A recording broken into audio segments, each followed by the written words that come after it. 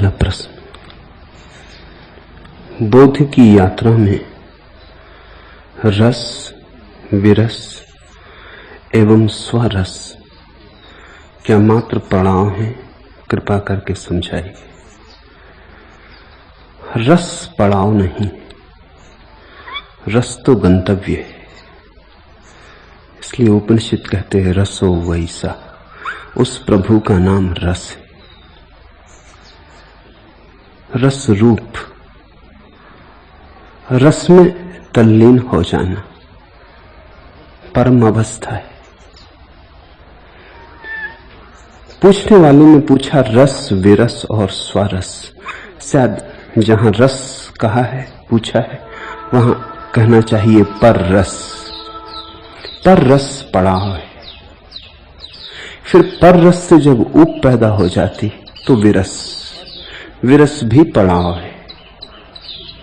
लेकिन विरस तो नकारात्मक स्थिति है, पर रस की प्रतिक्रिया है। तो कोई विरस में रुक नहीं सकता, वैराग्य में कोई ठहर नहीं सकता। जब राग में ही न ठहर सके तो वैराग्य में कैसे ठहरेंगे? विधायक में न ठहर सके तो नकारात्मक में कैसे ठहरेंगे? भोग में न रुक सके तो योग कैसे रोकेगा? पर रस से जब ऊप पैदा हो जाती, अनुभव में आता कि नहीं, दूसरे से सुख मिलता ही नहीं।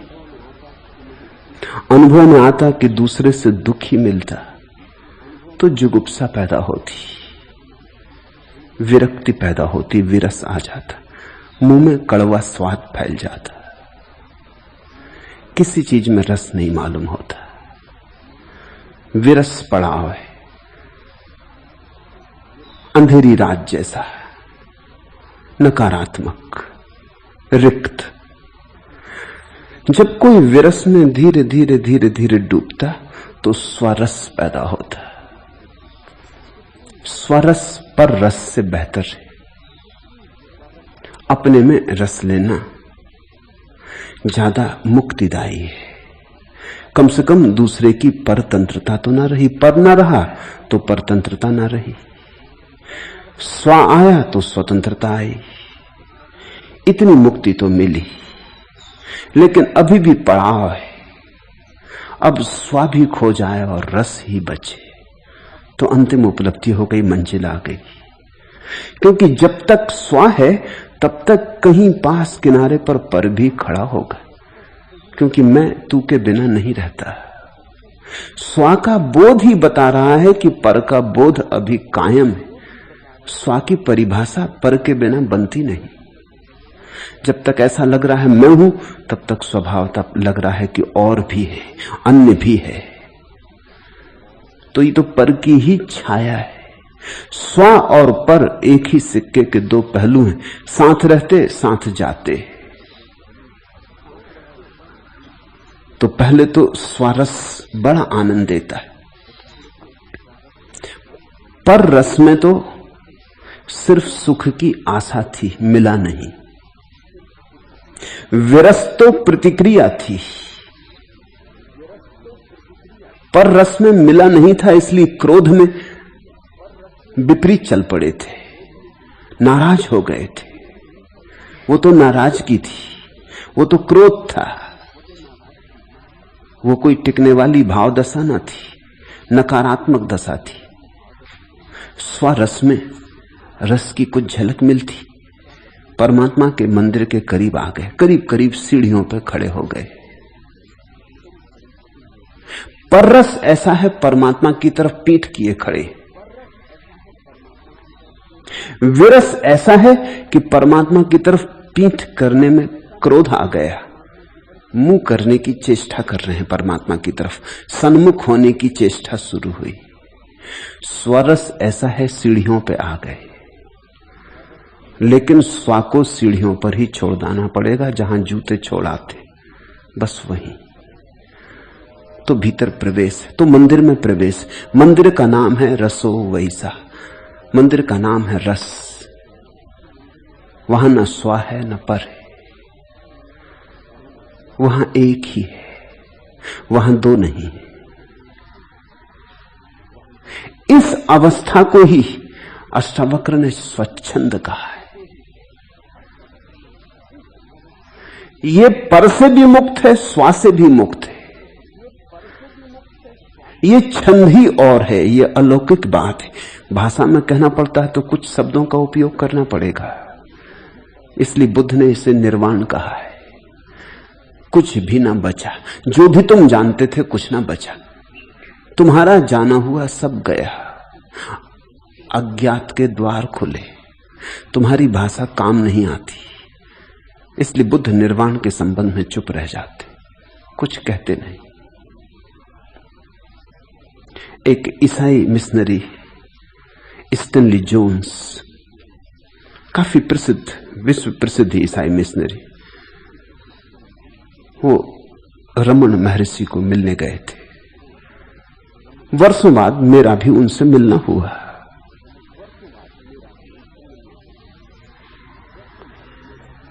रमन महर्षि से उन्होंने बात की।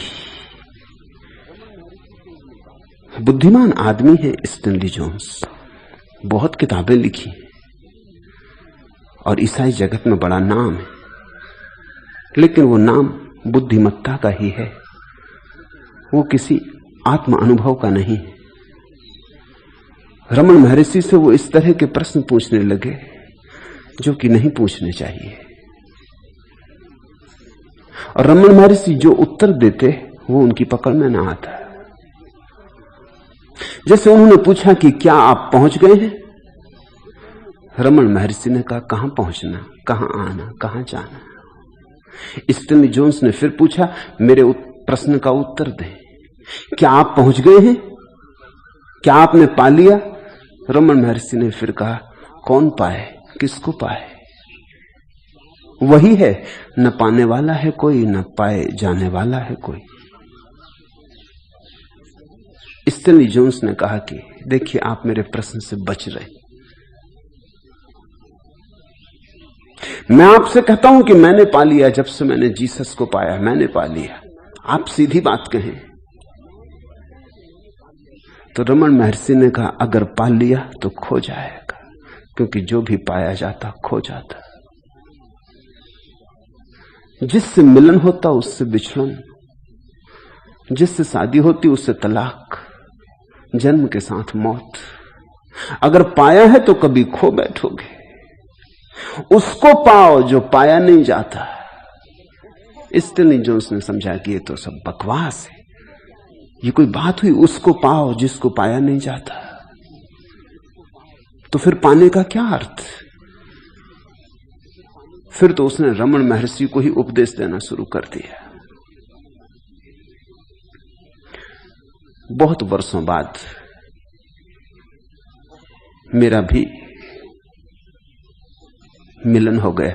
एक परिवार, एक ईसाई परिवार मुझ में उत्सुक था। स्टैनली जोन्स उनके घर मेहमान हुए, तो उन्होंने आयोजन किया कि हम दोनों का मिलना हो जाए। बड़े संयोग की बात कि स्टैनली जोन्स ने फिर वही पूछा, आपने पा लिया है? मैंने कहा, ये झंझट हुई, मैं फिर वही उत्तर दूंगा। उनका कौन सा उत्तर, क्योंकि वो तो भूल भाल चुके थे। मैंने कहा, कैसा पाना, किसका पाना, कौन पाए? तब उन्हें याद आया, हंसने लगे और कहा कि तो क्या आप भी उसी तरह की बातचीत करते जो रमन महर्षि करते थे? मैं गया था मिलने, लेकिन कुछ सार ना हुआ, व्यर्थ समय खराब हुआ। इससे तो बेहतर था मिलना महात्मा गांधी से, बात साफ सुथरी थी। इससे बेहतर था मिलना श्री अरविंद से, बात साफ सुथरी थी। कुछ बात है जो साफ सुथरी हो ही नहीं सकती, वही बात है जो साफ सुथरी नहीं हो सकती। जो साफ सुथरी है वो कुछ करने जैसी नहीं है। जो बुद्धि की समझ में आ जाए वो समझने योग्य ही नहीं, जो बुद्धि के पार रह जाता है वही। पर रस भी समझ में आता है, विरस भी समझ में आता है, स्वारस भी समझ में आता है, क्योंकि ये तीनों ही बुद्धि के नीचे हैं। स्वारस सीमांत पर है, वहां से बुद्धि के पार उड़ान लगती है। विरस परिधि के पास है, पर रस बहुत दूर है, लेकिन तीनों एक ही घेरे में है, बुद्धि के घेरे में। रस अतिक्रमण, रस में फिर कोई नहीं बचता। ऐसी कभी कभी घड़ी तुम्हारे जीवन में आती है, प्रेम के क्षणों में या प्रार्थना के क्षणों में या ध्यान के क्षणों में। किसी से अगर तुम्हारा गहरा प्रेम है तो कभी कभी ऐसा उत्तुंग शिखर भीतर पैदा होता है जब न तो प्रेमी रह जाता न प्रेयसी रह जाती। तब रस फलता, तब रस झरता। वह रस परमात्मा का रस है। इसलिए प्रेम में परमात्मा के अनुभव की पहली किरण उतरती, या ध्यान की किसी गहरी तल्लीनता में जहां स्वापर का भेद मिट जाता है, अभेद का आकाश खुलता है, वहां भी परमात्मा झरता है। तो पूछने वाले ने प्रश्न तो ठीक पूछा है, लेकिन रस पूछा, रस विरस स्वरस क्या मात्र पड़ाव है? रस पड़ाव नहीं, रस तो स्रोत है और अंतिम मंजिल भी, क्योंकि अंतिम मंजिल वही हो सकता जो स्रोत भी रहा हो। हम अंततः स्रोत पर ही वापस पहुंच जाते हैं, जीवन का वर्तुल पूरा हो जाता है, जहां से चले थे वहीं आ जाते। या अगर तुम समझ सको तो जहां से कभी नहीं चले वहीं आ जाते, जहां से कभी नहीं हटे वहीं पहुंच जाते, जो हैं वही हो जाते।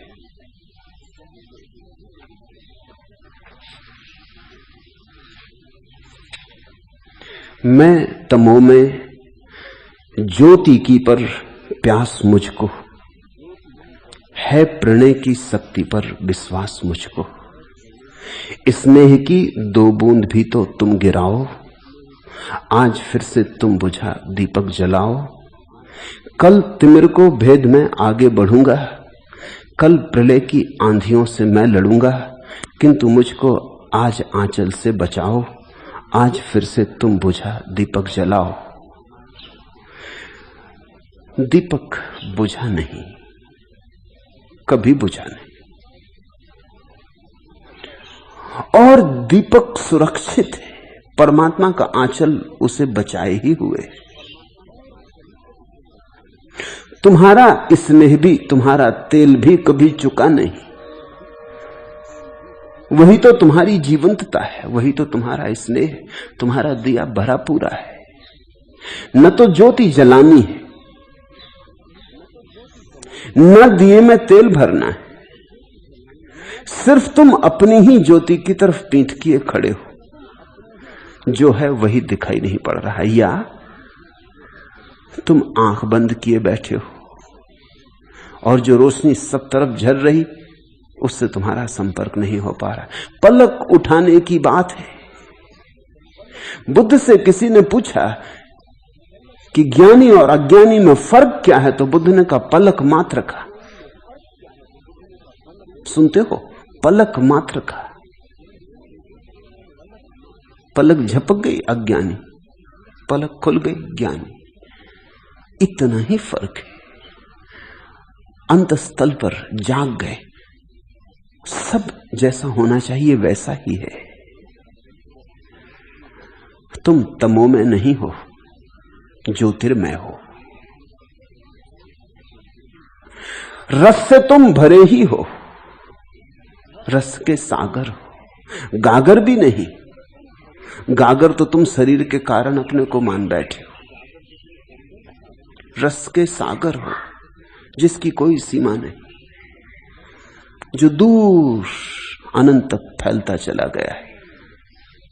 वही ब्रह्म हो तुम, तत्वमसि, रसो वैसा।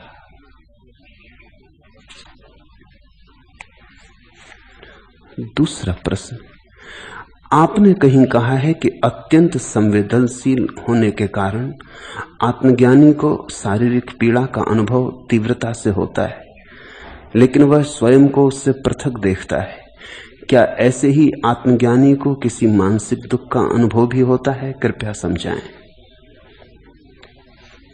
तिब्बत का महासंत मिलरेपा मरणशैया पर पड़ा था। शरीर में बड़ी पीड़ा थी और किसी जिज्ञासु ने पूछा, महाप्रभु, क्या आपको दुख हो रहा है, पीड़ा हो रही? मिलारेपा ने आंख खोली और कहा, नहीं, लेकिन दुख है। समझे? मिलारेपा ने कहा कि नहीं, दुख नहीं हो रहा है, लेकिन दुख है। दुख नहीं है ऐसा भी नहीं, दुख हो रहा है ऐसा भी नहीं। दुख खड़ा है, चारों तरफ घेर के खड़ा है और हो नहीं रहा है। भीतर कोई अछूता पार, दूर जाग कर देख रहा है। ज्ञानी को दुख छेदता नहीं, होता तो है। दुख की मौजूदगी होती तो होती है। पैर में कांटा गड़ेगा तो बुद्ध को भी पता चलता है। बुद्ध कोई बेहोश थोड़ी है, तुमसे ज्यादा पता चलता है, क्योंकि बुद्ध तो बिल्कुल सजग है। वहां तो ऐसा सन्नाटा है कि सुई भी गिरेगी तो सुनाई पड़ जाएगी। तुम्हारे बाजार में शायद सुई गिरे तो पता भी ना चले। तुम भागे जा रहे हो दुकान की तरफ, कांटा गड़ जाए पता ना चले, ये हो सकता। बुद्ध तो कहीं भागे नहीं जा रहे, कोई दुकान नहीं है। कांटा गड़ेगा तो तुमसे ज्यादा स्पष्ट पता चलेगा। कोरे कागज पर खींची गई लकीर, तुम्हारा कागज तो बहुत गुदा, गंदगी से भरा, उसमें लकीर खींच दो पता ना चलेगी। 1000 लकीरें तो पहले से ही खींची। शुभ्र सफेद कपड़े पर जरा सा दाग भी दिखाई पड़ता है, काले कपड़े पर तो नहीं दिखाई पड़ता। दाग तो काले पर भी पड़ता है लेकिन दिखाई नहीं पड़ता। तुम्हारे जीवन में तो इतना दुख ही दुख है कि तुम काले हो गए हो दुख से। छोटे मोटे दुख तो तुम्हें पता ही नहीं चलते। तुमने एक बात अनुभव की, अगर छोटे दुख से मुक्त होना हो तो बड़ा दुख पैदा कर लो, छोटा पता नहीं चलता। जैसे तुम्हारे सिर में दर्द हो रहा हो, कोई कह दे कि क्या बैठे सिर दर्द लिए बैठे हो, अरे दुकान में आग लग गई, भागे भूल गए दर्द मर्द, सिर का दर्द गया, एस्प्रो की जरूरत ना पड़ी। दुकान में आग लग गई, ये कोई वक्त है सिर दर्द करने का, भूल ही जाओगे। बनरसा ने लिखा है कि उसको हार्ट अटैक का हृदय पर दौड़ा पड़ा ऐसा ख्याल हुआ तो घबरा गया, डॉक्टर को तत्क्षण फोन किया और लेट गया बिस्तर पर। डॉक्टर आया सीढ़ियां चढ़ के हाँफता और आके कुर्सी पे बैठ के उसने एकदम अपना हृदय पकड़ लिया डॉक्टर ने और कहा कि मरे मरे गए। घबरा के बनरसा उठाया बिस्तर से, वो भूल ही गया वो जो खुद का हृदय का दौरा इत्यादि पड़ रहा था। भागा, पानी लाया, पंखा किया, पसीना पहुंचा, वो भूल ही गया। 5-7 मिनट के बाद जब डॉक्टर स्वस्थ हुआ तो डॉक्टर ने कहा मेरी फीस। तो बनरसा ने कहा फीस मैं आपसे मांगू कि आप मुझसे? डॉक्टर ने कहा ये तुम्हारा इलाज था, मैंने एक उलझन तुम्हारे लिए खड़ी कर दी, तुम भूल गए तुम्हारा दिल का दौरा इत्यादि। ये कुछ मामला ना था, ये नाटक था, ये मजाक की थी डॉक्टर ने, और ठीक की। बनरसा बहुत लोगों से जिंदगी में मजाक करता रहा, इस डॉक्टर ने ठीक मजाक की। बनरसा बैठ के हंसने लगा, उसने कहा ये भी खूब रही, सच बात है कि मैं भूल गया, ये 5-7 मिनट मुझे याद ही न रही, वो कल्पना ही रही होगी। बड़ा दुख पैदा हो जाए तो छोटा भूल जाता। ऐसी घटनाएं हैं, उल्लेख रिकॉर्ड पर, वैज्ञानिक परीक्षणों के आधार पर, कि कोई आदमी 10 साल से लकवे से ग्रस्त पड़ा था और घर में आग लग गई, भाग के बाहर निकल आया और 10 साल से उठा भी न था बिस्तर से। जब बाहर आ गया निकल के और लोगों ने देखा तो लोगों ने कहा ये क्या, ये हो नहीं सकता, तुम 10 साल से लकवे से परेशान हो। ये सुनते ही वो आदमी फिर नीचे गिर पड़ा, लेकिन चल के तो आ गया था, तो लकवा भूल गया। तुम्हारी अधिक बीमारियां तो सिर्फ इसीलिए बीमारियां हैं कि तुम्हें व्यस्त करने को और कुछ नहीं। छोटी मोटी बीमारियां तो तुम्हारे ख्याल में नहीं आती, बड़ी बीमारी व्यस्त कर लेती। घर में आग लगी तो लकवा भूल जाता, कुछ और बड़ी बीमारी आ जाए तो घर में लगी आग भी भूल जाए। बुद्ध पुरुष को तो कोई उलझन नहीं है, कोई व्यस्तता नहीं है, कोरा चैतन्य है। जरा सा भी सुई गिरेगी तो ऐसी आवाज होगी जैसे बैंड बाजे बजे। संवेदना इतनी प्रखर है, उस संवेदना के अनुपात में ही बोध होगा। लेकिन फिर भी बुद्ध पुरुष दुखी नहीं होता। दुख होता है लेकिन दुखी नहीं होता। दुखी तो हम तब होते हैं जब दुख के साथ तादात्म्य कर लेते। सिर दर्द हो रहा है ये तो बुद्ध को भी पता चलता है, लेकिन मेरे सिर में दर्द हो रहा है ये तुमको पता चलता है। सिर में दर्द हो रहा है ये तो बुद्ध को भी पता चलता है, क्योंकि सिर है, तुम्हारा हो कि बुद्ध का हो। और सिर में पीड़ा होगी तो तुम्हें हो या बुद्ध को हो, दोनों को पता चलती। लेकिन तुम तत्क्षण तादात्म्य कर लेते। तुम कहते मेरा सिर, बुद्ध का मेरा जैसा कुछ भी नहीं, ये देह मैं हूं ऐसा नहीं। तो देह में पीड़ा होती तो पता चलता। पूछा है कि जैसे शरीर की पीड़ा का बुद्ध पुरुषों को, ज्ञानियों को, समाधिस्थ पुरुषों को तादात्म्य मिट जाता है, मन के संबंध में क्या है? क्या कोई मानसिक पीड़ा उन्हें होती? ये थोड़ा समझने का है। शरीर सत्य है और आत्मा सत्य है, मन तो भ्रांति है। शरीर की पीड़ा का बुद्ध को पता चलता है क्योंकि शरीर सत्य है, और आत्मा की तो कोई पीड़ा होती ही नहीं। आत्मा तो शाश्वत सुख में है, सच्चिदानंद है। मन तो धोखा है। मन किस बात से पैदा होता है? मन तादात्म्य से पैदा होता है। तुमने कहा ये मेरा शरीर तो मन पैदा हुआ, तुमने कहा ये मेरा मकान तो मन पैदा हुआ, तुमने कहा ये मेरी पत्नी तो मन पैदा हुआ, तुमने कहा ये मेरा धन तो मन पैदा हुआ। मन तो मेरे से पैदा होता, मन तो मेरे का संग्रह है। इसलिए तो महावीर, बुद्ध, कृष्ण, क्राइस्ट सभी के उपदेशों में एक बात अनिवार्य है, परिग्रह से मुक्त हो जाओ, मेरे से मुक्त हो जाओ। क्योंकि जब तक तुम मेरे से नहीं मुक्त हुए तब तक मन से मुक्त ना हो सकोगे। मेरे को हटा लो तो बुनियाद गिर गई, भवन मन का गिर जाएगा। तुमने देखा जितना मेरा उतना बड़ा मन। मेरा छीन हो जाता, मन छीन हो जाता। तुम जब राज सिंहासन पर बैठ जाते हो तो तुम्हारे पास बड़ा भारी मन होता, राज सिंहासन से उतर जाते, मन सिकुड़ जाता, छोटा हो जाता। इसलिए तो इतना बुरा लगता है पद खो जाए, धन खो जाए, क्योंकि सिकुड़ना पड़ता है। सिकुड़ना किसको अच्छा लगता है? छोटे होना पड़ता है। छोटे होने में अपमान मालूम होता, निंदा मालूम होती, दीनता, दरिद्रता मालूम होती। तुम्हारी जेब में जब धन होता तो तुम फैले होते। मुल्ला नसरुद्दीन और उसका साथी एक जंगल से गुजर रहे थे। साथी ने छलांग लगाई, एक नाले को पार करना था, वो बीच में ही गिर गया। मुल्ला छलांग लगा गया और उस पार पहुंच गया। और साथी चकित हुआ, मुल्ला की उम्र भी ज्यादा, बूढ़ा हो रहा, कैसी छलांग लगाई? उसने पूछा कि तुम्हारा राज क्या तुम ओलंपिक इत्यादि में छलांग लगाते रहे हो? कोई अभ्यास किया है? ये बिना अभ्यास के नहीं हो सकता। मुल्ला ने अपना खीसा बजाया, उसमें कलदार थे, रुपए थे, खनाखन हुए। उसने कहा मैं समझा नहीं मतलब। उसने कहा कि अगर छलांग जोर से लगानी हो तो खीसे में गर्मी चाहिए, फोकट नहीं लगती छलांग। तुम्हारा खीसा बताओ। खीसा खाली है, गर्मी नहीं, तो छलांग क्या खाक लगाओगे?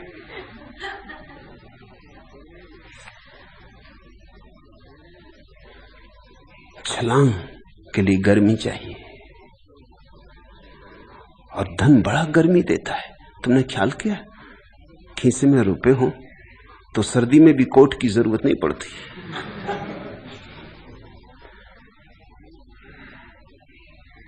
एक गर्मी रहती।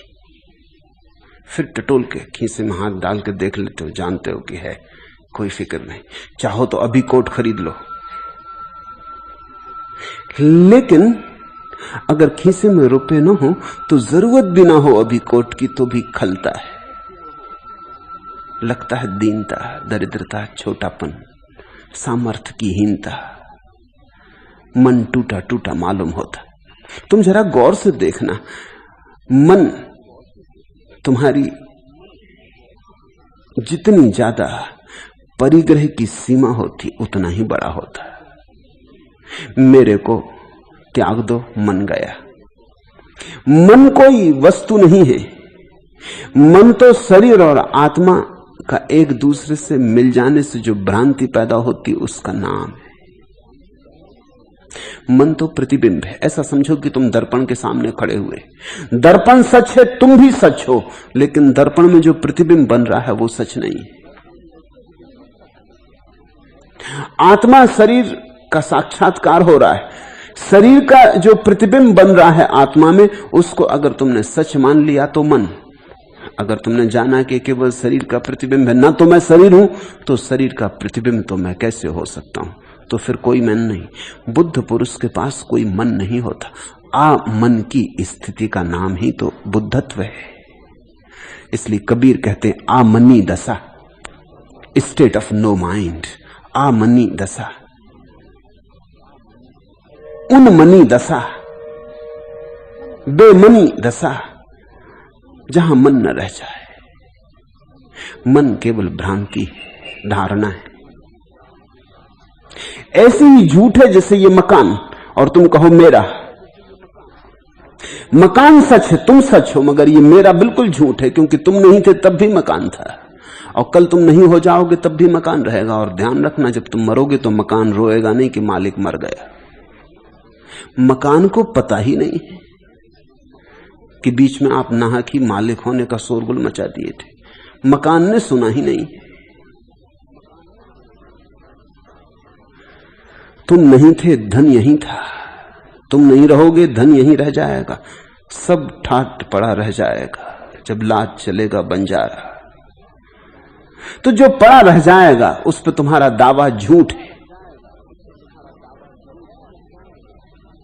इसलिए तो हिंदू कहते हैं सब है भूमि गोपाल की।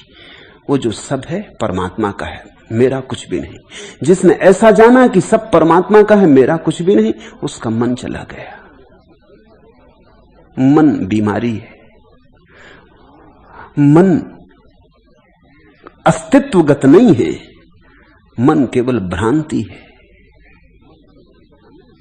तुमने राह पर पड़ी रस्सी देखी और समझ लिया सांप और भागने लगे। कोई दिया ले आया और रस्सी रस्सी दिखाई पड़ गई और तुम हंसने लगे। बस मन ऐसा है। दिया से देख लो जरा, मन नहीं है। जैसे रस्सी में सांप दिख जाए, ऐसी मन की भ्रांति है। मन मान्यता है। तो बुद्ध पुरुषों को मन तो होता नहीं, इसलिए मानसिक दुख का तो कोई सवाल ही नहीं उठता। मानसिक दुख तो उन्हीं को होता है जिनके पास जितना बड़ा मन होता है। तुम देखो, इसे समझो, गरीब देशों में मानसिक बीमारी नहीं होती। गरीब देश में मनोवैज्ञानिक का कोई अस्तित्व ही नहीं है। जितना अमीर देश हो उतने ही ज्यादा मनोवैज्ञानिक की जरूरत है, मनोचिकित्सक की जरूरत है। अमेरिका में तो शरीर का डॉक्टर धीरे धीरे कम पड़ता जा रहा है और मन का डॉक्टर बढ़ता जा रहा है। स्वाभाविक, क्योंकि मन बड़ा हो गया है, धन फैल गया, मेरे का भाव फैल गया। आज अमेरिका में जैसी समृद्धि है वैसी कभी जमीन पर किसी देश में नहीं थी। उस समृद्धि के कारण मन बड़ा हो गया। मन बड़ा हो गया तो मन की बीमारी बड़ी हो गई। तो आज तो हालत ऐसी है कि करीब 4 में से 3 आदमी मानसिक रूप से किसी न किसी प्रकार से रुकने, चौथा भी संदिग्ध है। मनोवैज्ञानिक कहते हैं कि 3 का 2 पक्का है, कि 4 में से 3 थोड़े अस्त व्यस्त है, चौथा भी संदिग्ध है, पक्का नहीं। सच तो यह कि मनोवैज्ञानिक का भी कोई पक्का नहीं कि वो खुद भी। मैं जानता हूं अनुभव से, क्योंकि मेरे पास जितने मनोवैज्ञानिक सन्यासी हुए हैं उतना कोई दूसरा नहीं हुआ।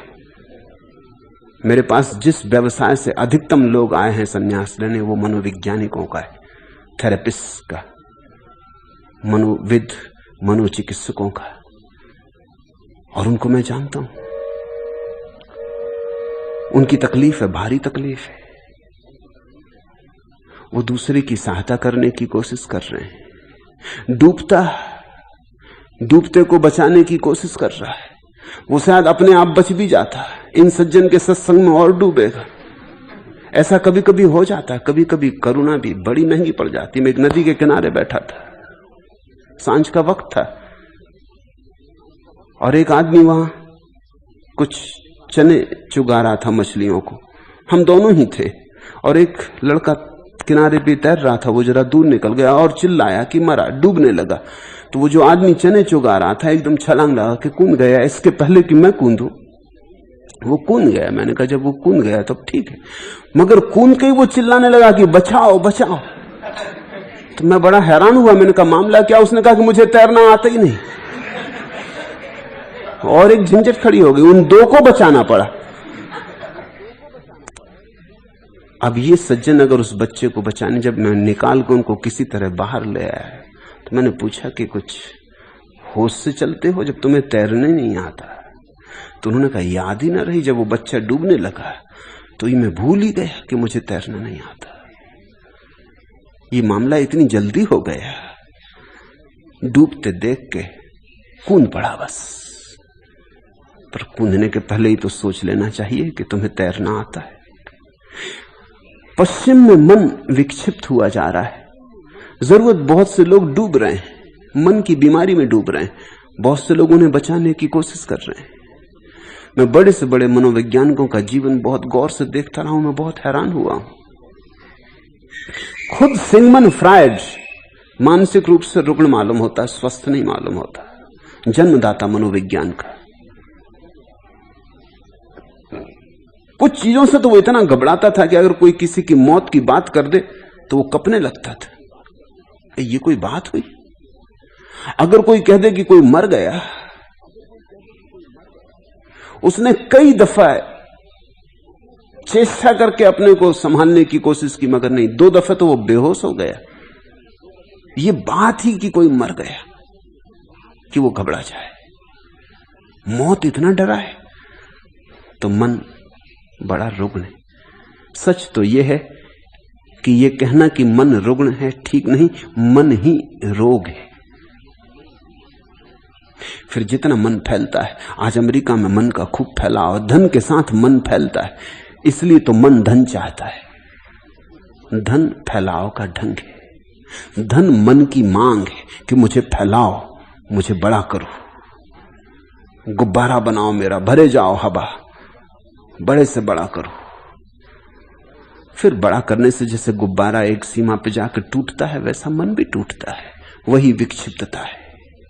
तुम बड़ा किए चले जाते हो, बड़ा किए चले जाते हो, एक घड़ी आती कि गुब्बारा टूटता है।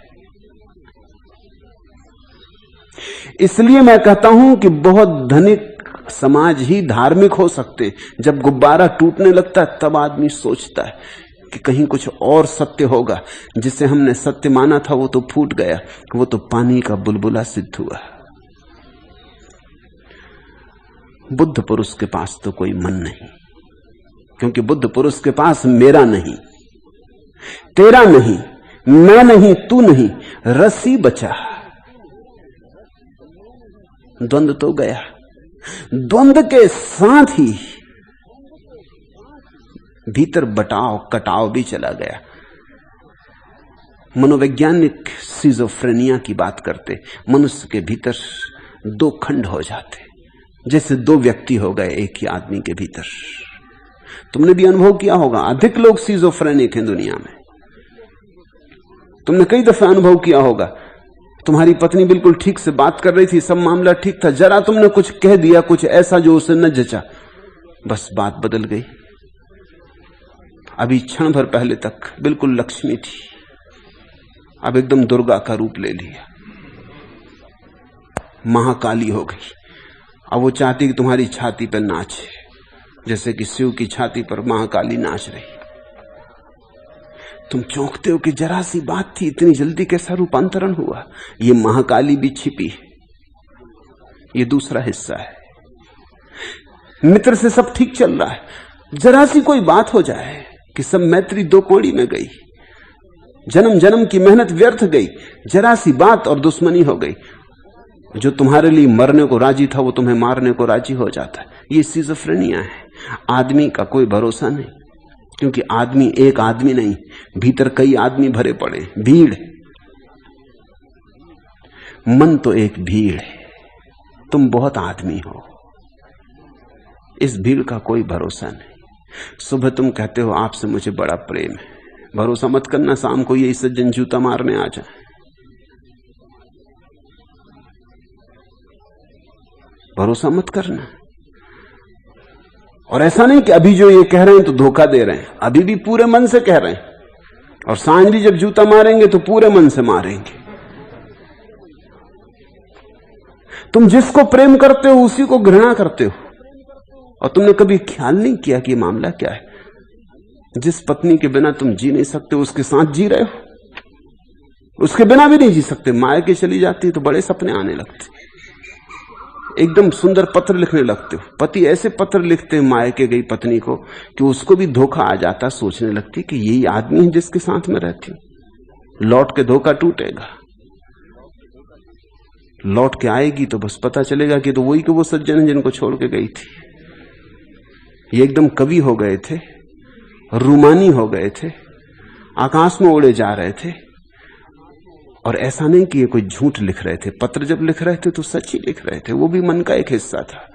पत्नी के आते से वो हिस्सा विदा हो जाएगा, दूसरे हिस्से प्रकट हो जाएंगे। जिससे प्रेम है उसी से घृणा भी चल रही है, जिससे मित्रता है उसी से शत्रुता भी बनी।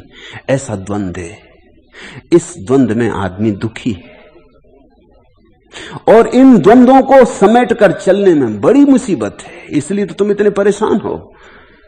ऐसा कचरा कूड़ा सब संभाल के चलना पड़ रहा है। एक घोड़ा इस तरफ जा रहा है, एक घोड़ा उस तरफ जा रहा, कोई पीछे खींच रहा, कोई आगे खींच रहा, कोई टांग खींच रहा, कोई हाथ खींच रहा।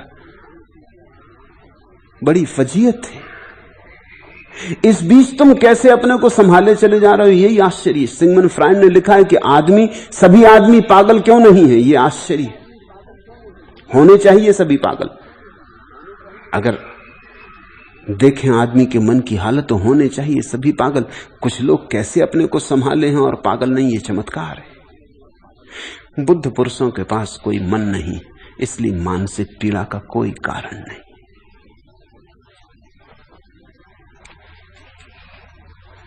तीसरा प्रश्न, परमहंस रामकृष्ण के जीवन में दो उल्लेखनीय प्रसंग हैं।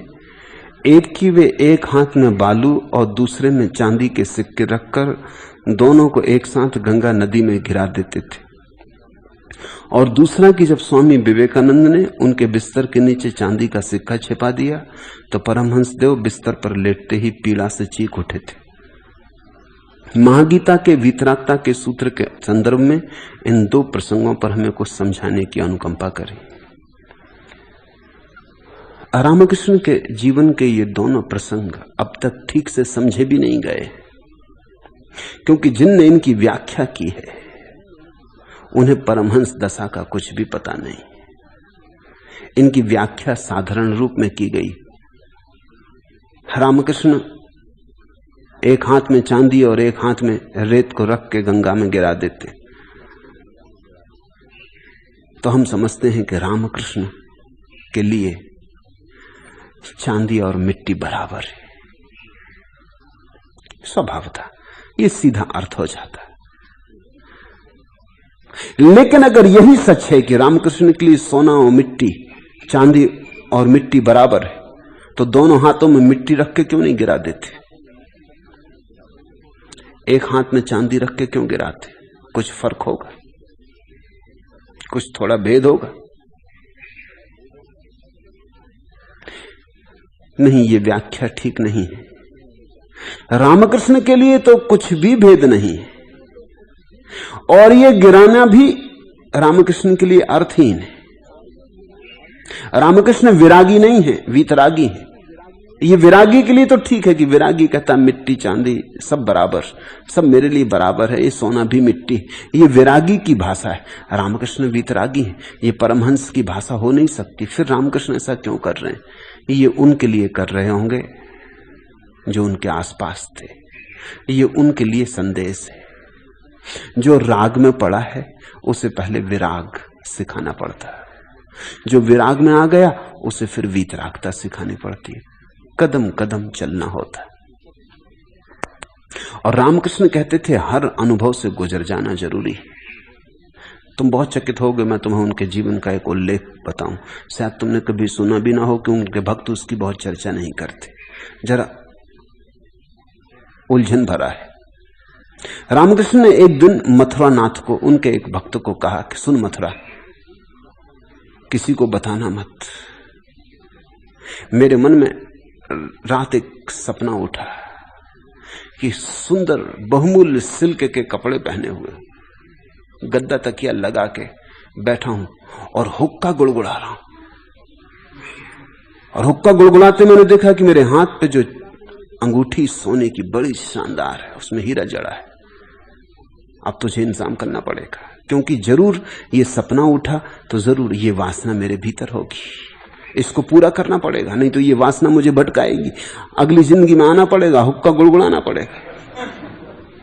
तो तू इंतजाम कर दे, किसी को बताना मत, लोग तो समझेंगे नहीं। तो मथुरा तो उनका बिल्कुल पागल भक्त था, उसने कहा कि ठीक। वो गया, उसने चोरी छिपे सब इंतजाम कर लाया, बहुमूल्य हीरे की अंगूठी खरीद लाया, शानदार हुक्का लखनवी, बहुमूल्य से बहुमूल्य रेशमी वस्त्र, और आश्रम के पीछे गंगा के तट पर उसने गद्दा तकिया लगा दिया। और रामकृष्ण बैठे शान से गद्दा तकिया लगा के अंगूठी में अंगूठी डाल के हुक्का बगल में लेके गुड़गुड़ाना शुरू किया। वो पीछे छिपा झाड़ के देख रहा कि मामला अब क्या होता। अंगूठी देखते जाते हैं, कहते हैं कि ठीक बिल्कुल वही है, देख ले रामकृष्ण, ठीक से देख ले और खूब मजा ले ले, क्या रे नहीं तो फिर आना पड़ेगा। कपड़ा भी छू के देखते हैं कि ठीक बड़ा गुदगुदा है, कहते हैं रामकृष्ण ठीक से देख ले, नहीं तो फिर इसी कपड़े के पीछे आना पड़ेगा, बोग ले। हुक्का गुड़गुड़ाते हैं, कहते हैं रामकृष्ण ठीक से गुड़गुड़ा ले। बस एक 2-3-4 मिनट ये चला, 5 मिनट चला होगा, फिर खिलखिला के खड़े हो गए, अंगूठी गंगा में फेंक दी, हुक्का तोड़ के उस पर थूका और उसके ऊपर कूदे और कपड़े फाड़ के। तो मथुरा घबराया कि अब ये क्या पागल हो रहे हैं, एक तो पहले ही ये पागलपन था, ये हुक्का गुड़गुड़ाना, किसी को पता चल जाए तो कोई माने भी ना। अगर मैं हुक्का बुलबुलाऊं तो लोग मान भी लें कि चलो गुड़गुड़ा रहे होंगे, इनका कुछ भरोसा नहीं। लेकिन रामकृष्ण हुक्का गुड़गुड़ाएं, मथुरा भी किसी को कहेगा तो कोई मानने वाला नहीं है। और अब ये क्या हो रहा है, और उन्होंने गद्दे तकिए भी उठा के गंगा में फेंक दिए, नंग धड़ंग हो गए, सब कपड़े फाड़ डाले और मथुरा को बुलाया कि खत्म, अब आगे आने की कोई जरूरत न रही, देख लिया कुछ सार नहीं। रामकृष्ण का कहना यह था कि जो भी भाव उठे उसे पूरा कर ही लेना। रामकृष्ण भगोड़ापन नहीं सिखाते थे, विराग उनकी शिक्षा न थी। वो कहते थे राग में हो तो राग को ठीक से भोग लो, लेकिन जानते रहना राग से कभी कोई तृप्त नहीं हुआ। तो ये जो संस्मरण है कि चांदी और मिट्टी को एक हाथ में लेके और गंगा में डाल देते थे, ये जिसके सामने डाली होगी उस आदमी के लिए इसमें कुछ इशारा होगा। इससे रामकृष्ण की चित्त की दशा का पता नहीं चलता, ये उपदेश है। और जब भी तुम महापुरुषों के, परम ज्ञानियों के उपदेश सुनो तो इस बात का ध्यान रखना कि किसको दिए गए, क्योंकि देने वाले से कम संबंध है, जिसको दिए गए उससे ज्यादा संबंध है। ये किसी धनलोलुप के लिए कही गई बात होगी। कोई धनलोलुप पास में खड़ा होगा, उसको ये बोध देने के लिए किया होगा। रामकृष्ण की चित्त दशा में तो क्या मिट्टी क्या सोना, इतना भी भेद नहीं है कि अब एक हाथ में सोना और एक हाथ में रेत लेके याद दिलाएं। और अगर विवेकानंद ने उनके तकिए के नीचे चांदी के सिक्के रख दिए और वो पीड़ा से कराहे उठे, तो विवेकानंद के लिए कुछ शिक्षा होगी, कुछ शिक्षा होगी कि सावधान रहना, कुछ शिक्षा होगी कि तू जा रहा है पश्चिम, वहां धन ही धन की दौड़ है। कहीं खो मत जाना, भटक मत जाना।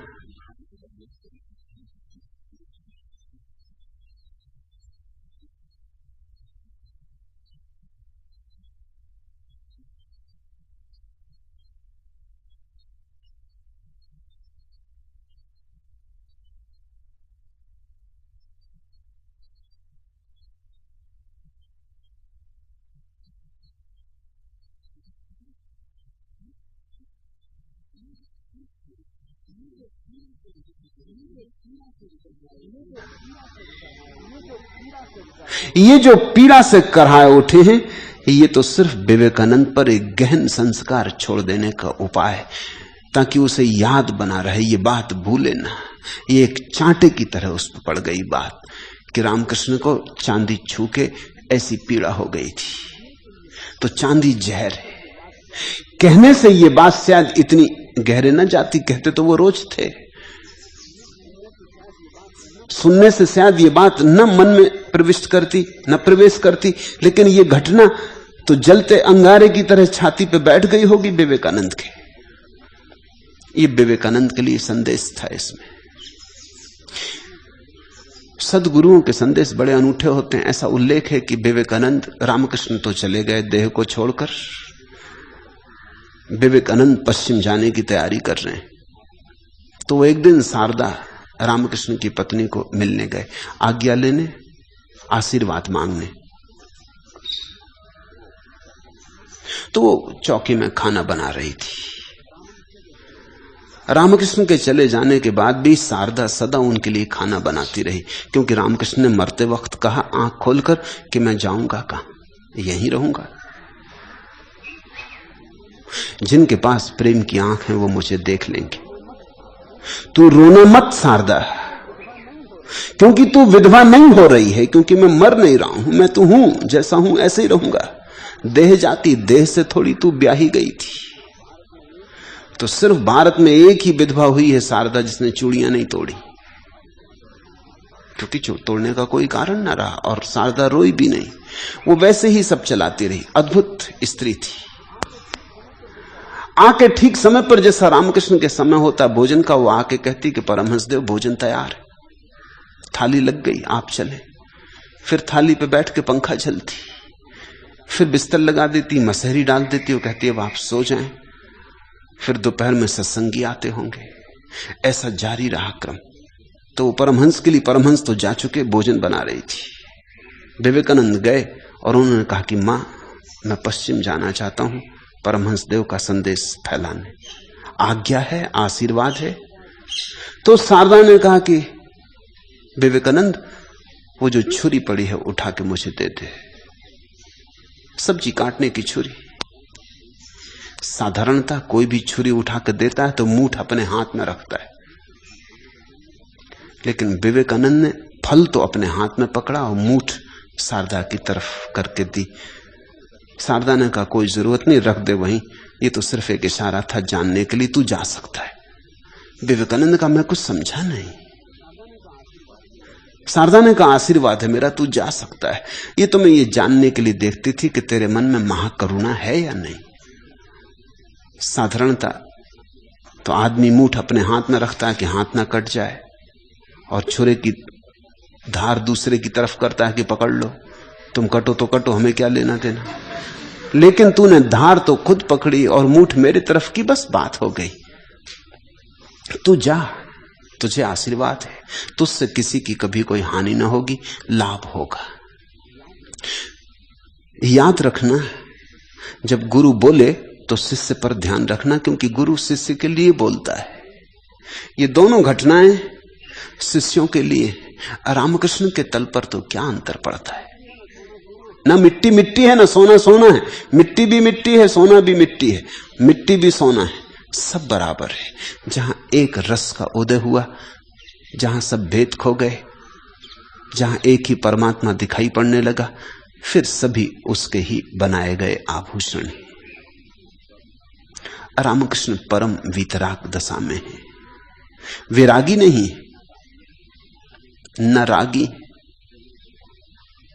दोनों के पार है। अष्टावक्र जिस सूत्र की बात कर रहे हैं, सरक्त विरक्त के पार, वही है रामकृष्ण।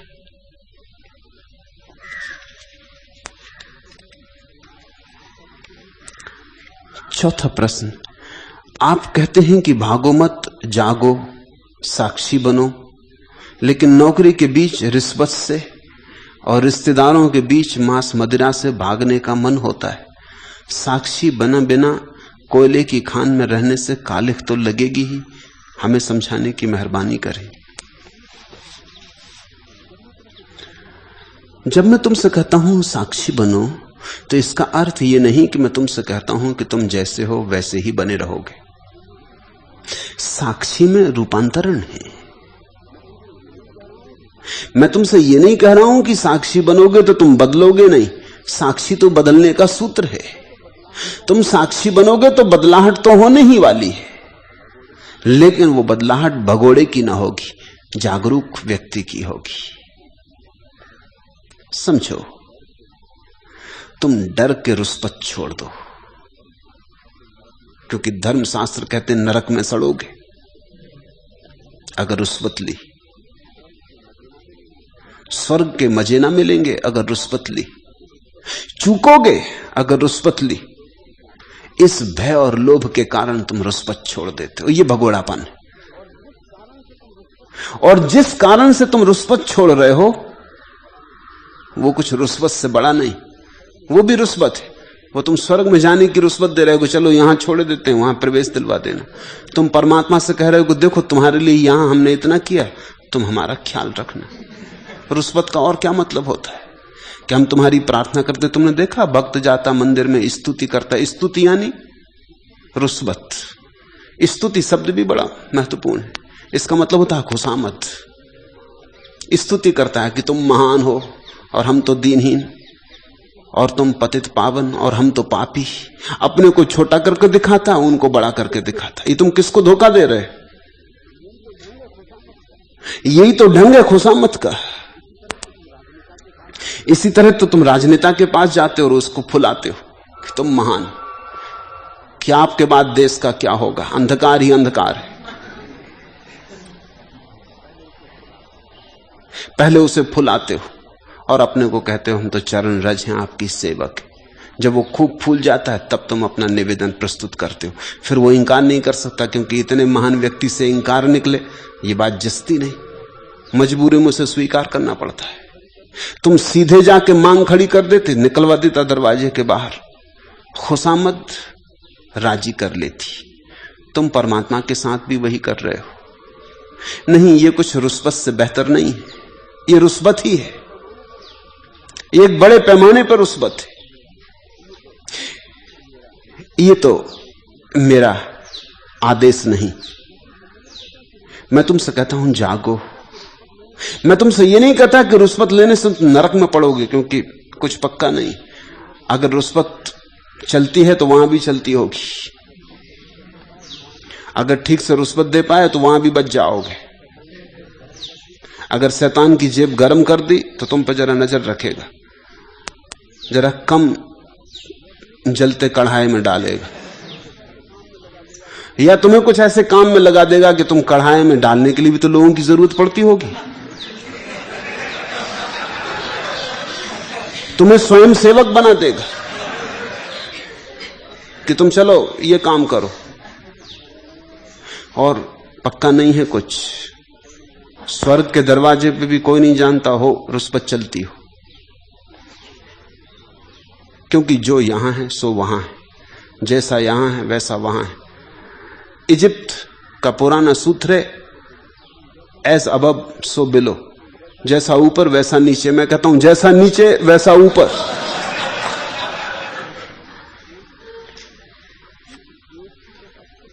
क्योंकि एक ही तो अस्तित्व है, ये एक ही अस्तित्व का फैलाव है। तो मैं तुमसे नहीं कहता कि तुम रिश्वत इसलिए छोड़ दो नरक में ना जाओ। अगर नरक में ना ही जाना हो तो मैं मानता हूं कि तुम रिश्वत का अभ्यास जारी रखो, काम पड़ेगा। अगर स्वर्ग में जाने का पक्का ही कर लिया हो तो खूब पुण्य के सिक्के इकट्ठे कर लो, वो काम पड़ेंगे। और तुम्हारे देवी देवता कुछ बहुत अच्छी हालत में मालूम नहीं होते। तुम अपने पुराण पढ़ के देख लो, तो इनसे कुछ ऐसी तुम आशा करते हो कि ये कोई साधु महात्मा है, ऐसा मालूम नहीं पड़ता। तुम देखते हो जरा कोई महात्मापन में बढ़ने लगता, इंद्र का सिंहासन कपने लगता। ये भी बड़े मजे की बात है। ये इंद्र को इतनी घबराहट होने लगती, यहां भी प्रतिस्पर्धा है, यहां भी डर है कि दूसरा प्रतियोगी आ रहा, कि चले आ रहे जयप्रकाश नारायण। घबराहट है, उपद्रव है। जैसा यहां है वैसा वहां मालूम पड़ता। तपस्वी ध्यान कर रहे हैं, इंद्र घबरा रहे हैं। और देवताओं के बीच बड़े उपद्रव हैं। कोई किसी की पत्नी लेके भाग जाता है, कोई किसी को धोखा दे देता है, यहां तक कि देवता आके जमीन पर दूसरों की पत्नियों के साथ संभोग कर जाते, ऋषि मुनियों की पत्नियों को दगा दे जाते। वो बेचारे ध्यान इत्यादि कर रहे हैं, अपनी माला जप रहे हैं। इन पे तो दया करो, इनका तो कुछ ख्याल करो, मगर नहीं, कोई इसकी चिंता नहीं है। तुम अपने पुराण पढ़ो तो तुम पाओगे तुमसे भिन्न तुम्हारे देवता नहीं, तुम्हारा ही विस्तार है। तुम्ही को जैसे और बड़े रूप में पैदा किया गया हो, तुम्हारी जितनी वृत्तियां हैं सब मौजूद है, कोई वृत्ति कम नहीं हो गई है। धन के लिए लोलुप है, पद के लिए लोलुप है, वासनाओं से भरे हैं। अब और क्या चाहिए, और क्या फर्क होने वाला है? तो अगर तुम डर के ही भाग रहे हो तो मैं कहता हूं तुम बड़ी मुश्किल में पड़ोगे। तुम यहां भी चूकोगे, वहां भी चूकोगे। डर के भागने को मैं नहीं कहता, मैं तो तुमसे कहता हूं रुस्बत में दुख है, फर्क समझ लेना। नरक मिलेगा ऐसा नहीं, नरक मिलता अभी यही। चोरी में दुख है, मैं ये नहीं कहता कि चोरी के फल में दुख मिलेगा, चोरी में दुख है। वो चोर हो जाने में ही पीड़ा है, आत्मग्लानि है, कष्ट है, अग्नि है। कहीं कड़ाहे कोई जल रहे हैं जिनमें तुम्हें फेंका जाएगा। चोरी करने में ही तुम अपना कड़ाहा खुद जला लेते हो, अपनी ही चोरी की आग में खुद जलते हो। झूठ बोलते हो, तुम ही पीड़ा पाते हो। तुमने ख्याल नहीं किया, जब सत्य बोलते हो तो फूल जैसे खिल जाते हो, जब झूठ बोलते हो तो कैसी काल कोठरी में बंद हो जाते हो। एक झूठ बोलो तो 10 बोलने पड़ते, फिर एक को बचाने के लिए दूसरा, दूसरे को बचाने के लिए तीसरा। एक सिलसिला है जिसका फिर कोई अंत नहीं होता। सच के साथ एक मजा है, सत्य बांझ है, उसकी संतति नहीं होती।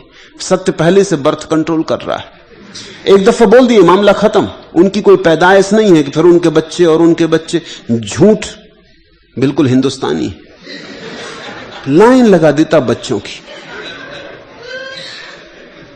और बाप पैदा कर रहे हैं और उनके बेटे भी पैदा करने लगते और उनके बेटे भी पैदा करने लगते, और एक संयुक्त परिवार है झूठ का, उसमें काफी लोग रहते, और एक झूठ दूसरे झूठ को ले आता। तुम जब झूठ से घिरते हो तो निकलना मुश्किल हो जाता।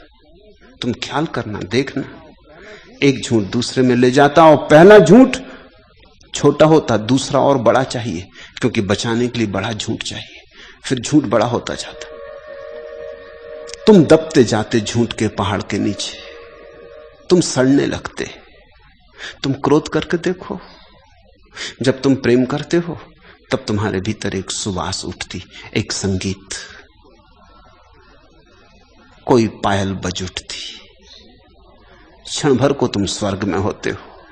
जब तुम क्रोध करते हो तुम नरक में गिर जाते। मैं तुमसे कहता हूं कि स्वर्ग और नरक कहीं भौगोलिक अवस्थाएं नहीं है। स्वर्ग और नरक तुम्हारे चित्त की दशाएं। प्रति क्षण तुम स्वर्ग और नरक के बीच डोलते हो, जैसे घड़ी का पेंडुलम डोलता है। तो मैं कहता हूं साक्षी बनो, भगोड़े नहीं। भगोड़े में तो लोभ, मोह, भय। भगोड़ा यानी भय से जो भागा। साक्षी का मतलब है जो बोध में जागा। तुम जाग के देखो, फिर जो जाग के देखने में सुंदर, सत्य, शिवम, जो प्रीतिकर, आह्लादकारी, रसपूर्ण लगे, स्वभावतः तुम उसे भोगोगे। और जो कांटा चुभाए, दुख लाए, नरक लाए, स्वभावतः तुम्हारे हाथ से गिरने लगेगा। तुम पूछते हो कि आप कहते हैं भागो मत जागो, साक्षी बनो, लेकिन नौकरी के बीच, रिश्वत से और रिश्तेदारों के बीच, मांस मदिरा से भागने का मन होता है। भागने से क्या होगा? रिश्तेदार तुम्हारे, तुम दूसरी जगह जाकर रिश्तेदार खोज लोगे, जाओगे कहां? तुम सोचते हो तुम्हारे गांव में ही शराबी है, जिस गांव में जाओगे वहां शराबी है। एक नौकरी छोड़ोगे, दूसरी नौकरी पे जाओगे, वहां रुष्पत चल रही, तुम भागोगे कहां? भागने से कुछ भी ना होगा। जागो। कौन तुम्हें जबरदस्ती शराब पिला रहा है? तुम जाग जाओ, तुम पियोगे नहीं। तुम कभी नहीं कहते कि फला आदमी नहीं माना इसलिए जहर पी लिया, कोई कि नहीं वो बहुत आग्रह कर रहा था इसलिए पी लिया। तुम जहर को जानते हो तो पीते नहीं। कोई कितनी आग्रह करे, कोई कितनी खुशामत करे, तुम कहोगे बंद करो बकवास, ये भी कोई बात हुई? जहर, शराब अगर तुम्हें जागरण में जहर दिखाई पड़ गई तो कौन पीता, कौन पिलाता? शायद तुम्हारी मौजूदगी दूसरों के पीने में भी बाधा बन जाए, कोई तुम्हें पिला नहीं सकता। कोई उपाय नहीं है इस जगत में। तुम जो हो, दूसरों पर जिम्मेवारी मत डालो, वो तरकीब है बचने की। क्या करें रिश्तेदार मांस मदिरा खाते नहीं। तुम खाना चाहते हो, रिश्तेदारों पर टाल रहे हो। तुम जागना नहीं चाहते, तुम कहते हो मजबूरी है, करना पड़ता है। लेकिन मैं तुमसे कहता हूं, इस दुनिया में कोई चीज तुम मजबूरी से नहीं कर रहे हो। तुम करना चाहते हो इसलिए कर रहे हो। मजबूरी तो तरकीब है, वो तो तुम्हारा रेशनलाइजेशन, वो तो तुम कहते हो ऐसी स्थिति है, नहीं करेंगे तो कैसे चलेगा। ना चले, क्या करेंगे रिश्तेदार? तुम्हें निमंत्रण पर नहीं बुलाएंगे। अच्छा, तुम सौभाग्यशाली, धन्यवाद दे देना कि बड़ी कृपा आपकी, कब नहीं बुलाते। रुष्वत न लोगे, थोड़ी गरीबी होगी, थोड़ी मुश्किल होगी, ठीक है। मैं तुमसे कह भी नहीं रहा कि तुम ईमानदार रहोगे तो छप्पड़ खोल के परमात्मा तुम्हारे घर में धन बरसा देगा। और जो तुमसे ऐसा कहते हैं वो झूठे, और वो तुम्हें धोखा देते, और उनके कारण दुनिया में बड़ी बेईमानी। मेरे पास लोग आते हैं, वो कहते हैं हम ईमानदार हैं लेकिन बेईमान मजा कर रहे हैं। मैंने कहा तुमसे कहा किसने कि ईमानदार मजा करेंगे? जिनने कहा उनने तुम्हें धोखा दे दिया। वो मजे की बात ही तो बेईमान बनने का सूत्र है। बेईमान मजे कर रहे हैं और तुम ईमानदार हो, तुम मजा नहीं कर रहे। मजा क्या है? वो कहते हैं बेईमानों ने बड़ा मकान बना लिया। तो अगर बड़ा मकान बनाना है तो तुम बड़ा उपाय कर रहे हो। तुम बेईमानी की तकलीफ भी नहीं भोगना चाहते हो, बड़ा मकान भी बनाना चाहते हो ईमानदार रह के। ईमानदार हो तो मकान छोटा ही रहेगा, लेकिन छोटे मकान के भी सुख है, बड़े मकान में ही सुख होते है। तुमसे कहा किसने? तुमने बड़े मकान में रहते आदमी को सुखी देखा? मुश्किल से देखोगे। बहुत धन में सुख होता है, ऐसा तुमसे कहा किसने? बड़े से बड़े सम्राट को सुख की नींद आती, बड़े से बड़े धनी को शांति है, चैन है नहीं। लेकिन तुम बाहर का रखरखाव देखते हो, तुम्हारा दिल भी तो इन्हीं चीजों पर है कि मकान तो हमारे पास भी बड़ा हो, कार हमारे पास भी बड़ी हो, धन का अंबार लगे और लग जाए ईमानदारी से, और रुष्वत लेना ना पड़े, और हम अपनी माला जपते ध्यान भी करते रहें और ये सब चीजें भी साथ आ जाएं।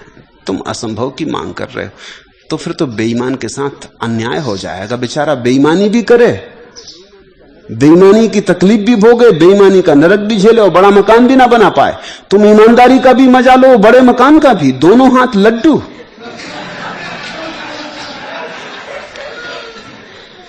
एक हाथ उसको भी लेने दो, वो काफी तकलीफ झेल रहा है, और जितनी तकलीफ झेल रहा है उतना उसको मिल नहीं रहा है। इतना मैं तुमसे कह देता हूं, जो मिल रहा है वो कूड़ा करकट है, तकलीफ वो बहुत बड़ी झेल रहा है, आत्मा बेच रहा है और कचरा इकट्ठा कर रहा है।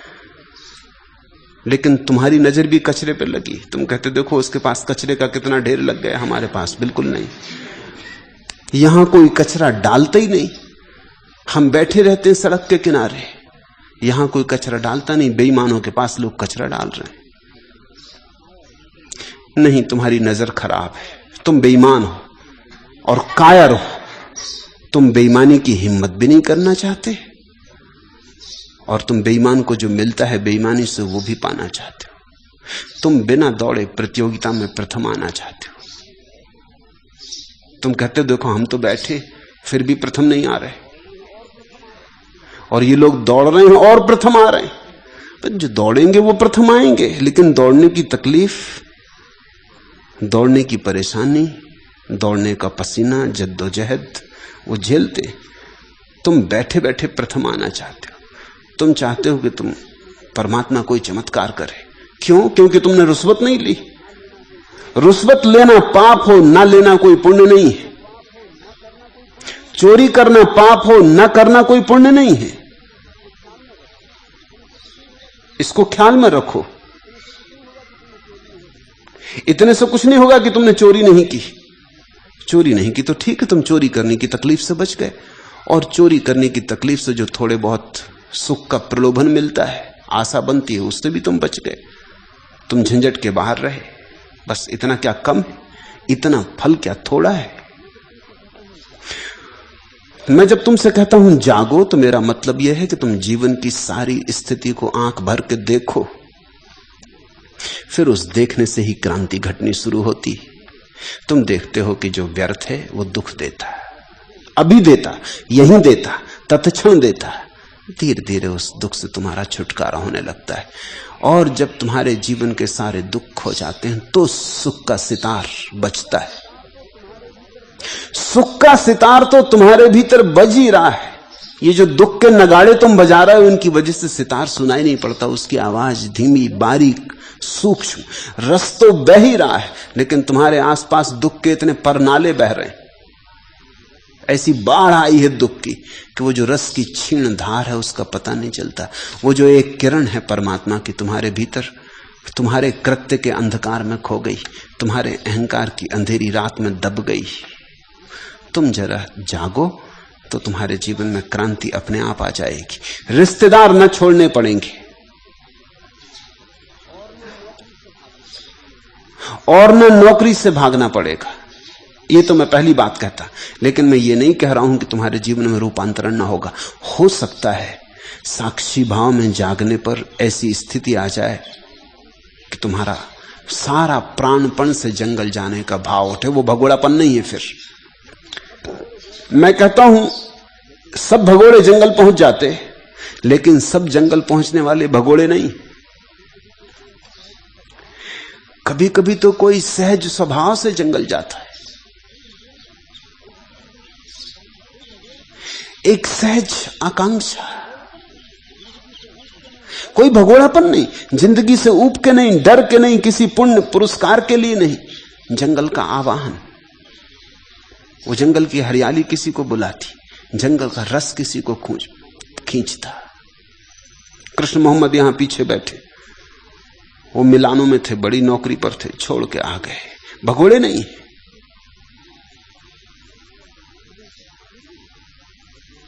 जीवन से भागे नहीं। तो जब यहां आए तो जंगल जा रहे थे। इरादा था कि कहीं पंचगनी में दूर जाके कुटी बना के बैठ जाएंगे। इधर बीच में उन्हें मैं मिल गया, तो मैंने कहा कहां जाते हो? तो वो राजी हो गए। भगोड़े होते तो राजी ना होते। उन्होंने कहा ठीक है, आप आज्ञा देते हैं तो यहीं रह जाऊंगा। भगोड़े में तो जिद होती, शांति की तलाश थी। मैंने कहा पंचगनी पे क्या होगा, मैं यहां मौजूद हूं, इससे बड़ा पहाड़ तुम्हें मिलना मुश्किल है, तुम यहीं रुक जाओ।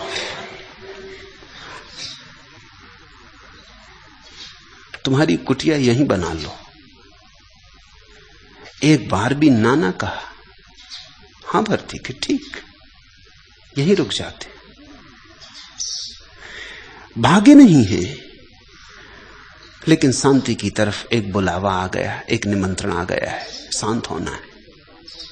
तो मैं ये नहीं कहता कि तुम अगर शांत हो जाओ, साक्षी बन जाओ, आनंद से भर जाओ, तो जरूरी नहीं कह रहा हूं कि तुम रहोगे ही घर में। हो सकता है तुम चले जाओ, लेकिन उस जाने का गुणधर्म अलग होगा। तब तुम कहीं भाग नहीं रहे हो, कहीं जा रहे हो। फर्क समझ लो, भगोड़ा कहीं से भागता है उसकी नजर कहां जा रहा है इस पे नहीं होती, कहां से जा रहा है इस पे होती। घर, परिवार, पत्नी, बच्चे, ये भगोड़ा है। लेकिन अगर तुम साक्षी हो तो कभी हिमालय की पुकार आती, तब तुम हिमालय की तरफ जा रहे हो, तब एक अदम्य पुकार है जिसे रोकना असंभव है। तब कोई खींचे लिए जा रहा, तुम भाग नहीं रहे, कोई खींचे लिए जा रहा है, कोई सेतु जुड़ गया है, पुकार आ गई।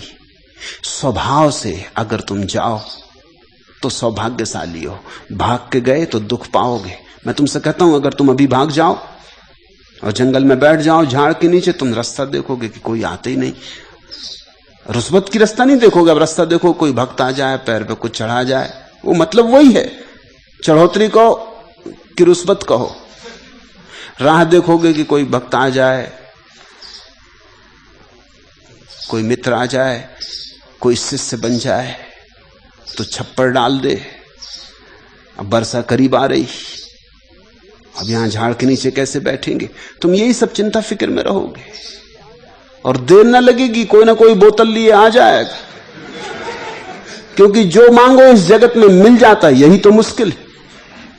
एक दिन तुम देखोगे चले आ रहे हैं कोई बोतल लिए, क्योंकि शराब बंदी हुई जा रही, तो जिनको भी बोतलें भरनी वो भी जंगल की तरफ जा रहे हैं, वहीं जंगल में बनेगी अब शराब। अब तुम कहोगे ये भी बड़ी मुसीबत हो गई, अभी ये आ गए एक सज्जन लेके बोतल, अब न पियो तो भी नहीं बनता, शिष्टाचार वश पीनी पड़ती। साधु सन्यासी आ जाएंगे गांजा बांग लिए, तुम वो पीने लगोगे। अब साधु कहे तो इंकार भी तो करते नहीं बनता, और कोई हो तो इंकार भी कर दो। अब साधु ने चिलम ही भर के रख दी, अब वो कहता है एक कस तो लगा ही लो, और बड़ा आनंद आता है, तो ब्रह्मानंद है। और भगवान ने ये चीजें बनाई क्यों? और फिर शिवजी से लेके अब तक सभी भक्त इनका उपयोग करते रहे, तुम क्या शिवजी से भी अपने को बड़ा समझ रहे हो? तो मन हो जाता है, तुम भाग के ना भाग सकोगे, जागोगे तो ही। जाग के अगर ना गए तो भी गए, गए तो भी ठीक, ना गए तो भी ठीक, मगर तब जीवन में एक सहज स्फुरना होती। और मैं तुमसे कहता हूं, अगर तुम जागे रहो तो कालक से भरी कोठरी से भी निकल जाओगे और कालक तुम्हें ना लगेगी, क्योंकि कालक शरीर को ही लग सकती है, शरीर तुम नहीं हो। वस्त्रों को लग सकती है, वस्त्र तुम नहीं हो। तुम तो कुछ ऐसे हो जिस पे कालक लग ही नहीं सकती। तुम्हारा तो स्वभाव ही निर्दोष है, तुम तो सदा से शुद्ध बुद्ध, चिन्मय मात्र, चैतन्य रूप निराकार हो। कूटस्थ रहने से कुछ नहीं बनेगा, न तटस्थ रहने से। समष्टि को जीने से, सहने से जीता है आदमी। अकेला तो सूरज भी नहीं है, उससे ज्यादा अकेलापन तुम चाहोगे? मृत्यु तक तटस्थता निभाओगे? सिमट कर बहते हुए जीवन में उतरो, घाट से हाट तक, हाट से घाट तक आओ जाओ, तूफान के बीच गाओ, मत बैठो ऐसे चुपचाप तट पर। तटस्थ हो या कुटस्थ हो, इससे फर्क नहीं पड़ता। सिमट कर बहते हुए जीवन में उतरो, घाट से हाट तक, हाट से घाट तक आओ जाओ, तूफान के बीच गाओ, मत बैठो ऐसे चुपचाप तट पर। परमात्मा इतने गीत गा रहा है, तुम भी सम्मिलित हो। ये परमात्मा का उत्सव जो चल रहा जगत में, ये जो सृष्टि का महायान चल रहा, ये महोत्सव जो चल रहा, इसमें तुम दूर दूर मत खड़े रहो, नाचो, गुनगुनाओ, भागीदार बनो, और भागीदार बन के भी दृष्टा बने रहो। यही मेरी शिक्षा है, क्योंकि दृष्टा में कुछ भेद नहीं पड़ता। तुम किनारे पे बैठ के ही दृष्टा बनोगे तो ये दृष्टा बड़ा कमजोर हुआ। नदी की धार में और तूफान से खेलते हुए दृष्टा बनने में क्या अड़चन है? दृष्टा ही बनना है ना। पहाड़ पर बनोगे, बाजार में नहीं बन सकते। जब दृष्टा ही बनना है तो बाजार का भय कैसा? देखना ही है और इतना ही जानना है कि मैं देखने वाला हूं।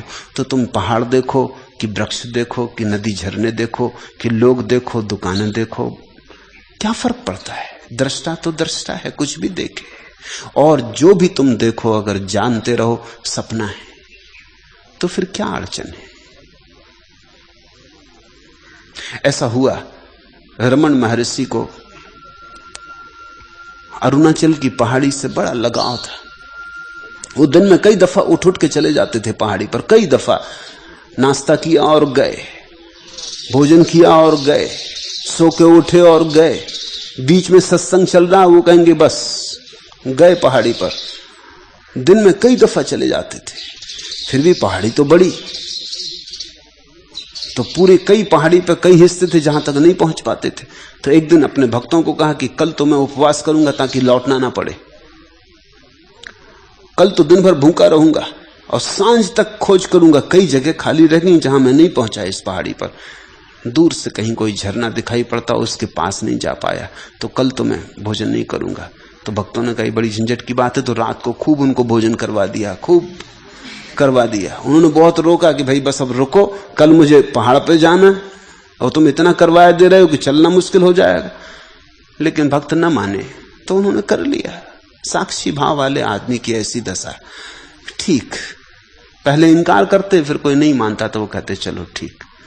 सुबह उठ के गए तो एक भक्त को मन में भाव रहा कि जा तो रहे हैं लेकिन दिन भर भूखे रहेंगे, तो वो कुछ नाश्ता बना के दूर जरा रास्ते के किनारे बैठ गया था। सुबह जब ब्रह्म मुहूर्त में वहां से जाने लगे तो उसने पैर पकड़ लिए, उसने कहा कि नाश्ता ले आया हूं। उन्होंने कहा हद हो गई, अरे भाई मुझे घूमने जाना है, तुम देर करवा दोगे। तो उसने कहा कि जल्दी से कर लें आप। वो नाश्ता करके चले कि थोड़ी दूर पहुंचे थे कि 5-7 स्त्रियां चली आनी। वो कहे ये रहे हमारे स्वामी। उनका क्या मामला? उनका हम भोजन बना के ले आए। उन्होंने कहा तो हद हो गई,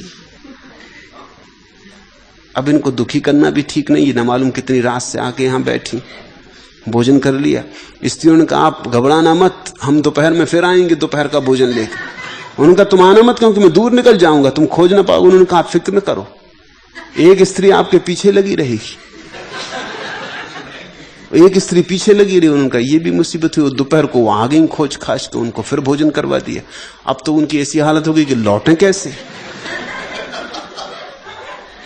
लौट के किसी तरह आए, वहां तक भी न पहुंच पाए जहां रोज पहुंच जाते थे। किसी तरह लौट के आए तो भक्तों ने खूब भोजन तैयार कर रखा था कि लौट के प्रभु आएंगे।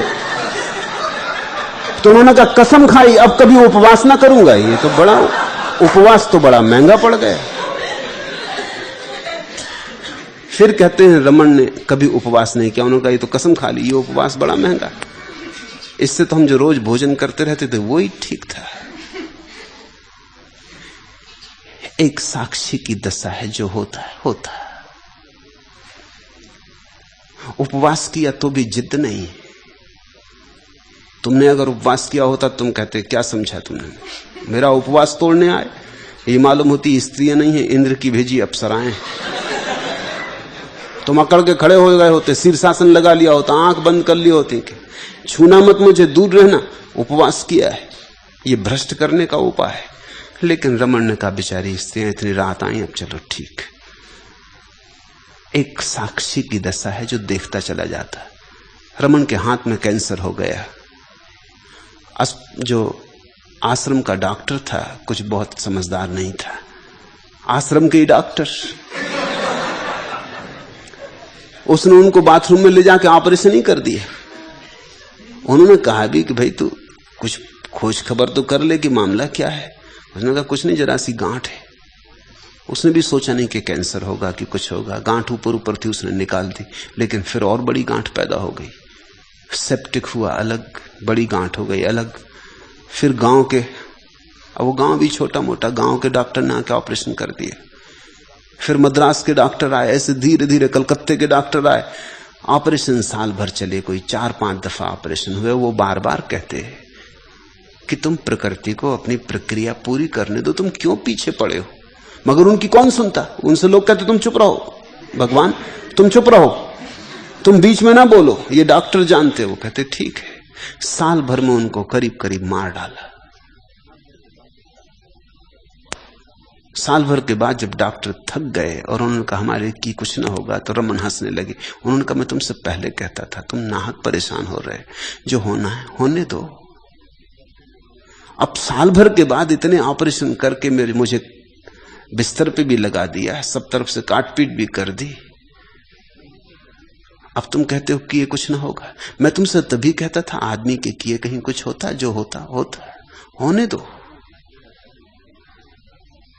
मरने के क्षण भर पहले किसी ने पूछा कि आप फिर लौटेंगे, तो रमन ने कहा जाऊंगा कहां, आया कब तो जाऊंगा कैसे, और फिर आने की बात उठा रहे। और जिंदगी भर मैंने तुम्हें यही समझाया कि ना आत्मा आती और ना आत्मा जाती। साक्षी भाव में किसी कृत्य का कोई मूल्य नहीं। ऐसा भी हो सकता है कि साक्षी भाव में कोई शराब भी पी ले तो भी कोई अंतर नहीं पड़ता। मैं ये नहीं कह रहा हूं कि तुम पीना, मैं तुमसे ये कह रहा हूं कि आत्यंतिक अर्थों में शराब भी कोई पी ले साक्षी भाव में तो भी कोई अंतर नहीं पड़ता। लेकिन साक्षी भाव पर ध्यान रखना, नहीं तो तुम सोचो चलो ठीक हम तो साक्षी हो गए, पी लें शराब। पीने की जब तक कामना रहे तब तक तुम साक्षी नहीं हुए। साक्षी का इतना ही अर्थ होता है जो होता है उसे हम होने देते और देखते। हम देखने वाले हैं, करता नहीं है। भगोड़ा करता हो जाता है।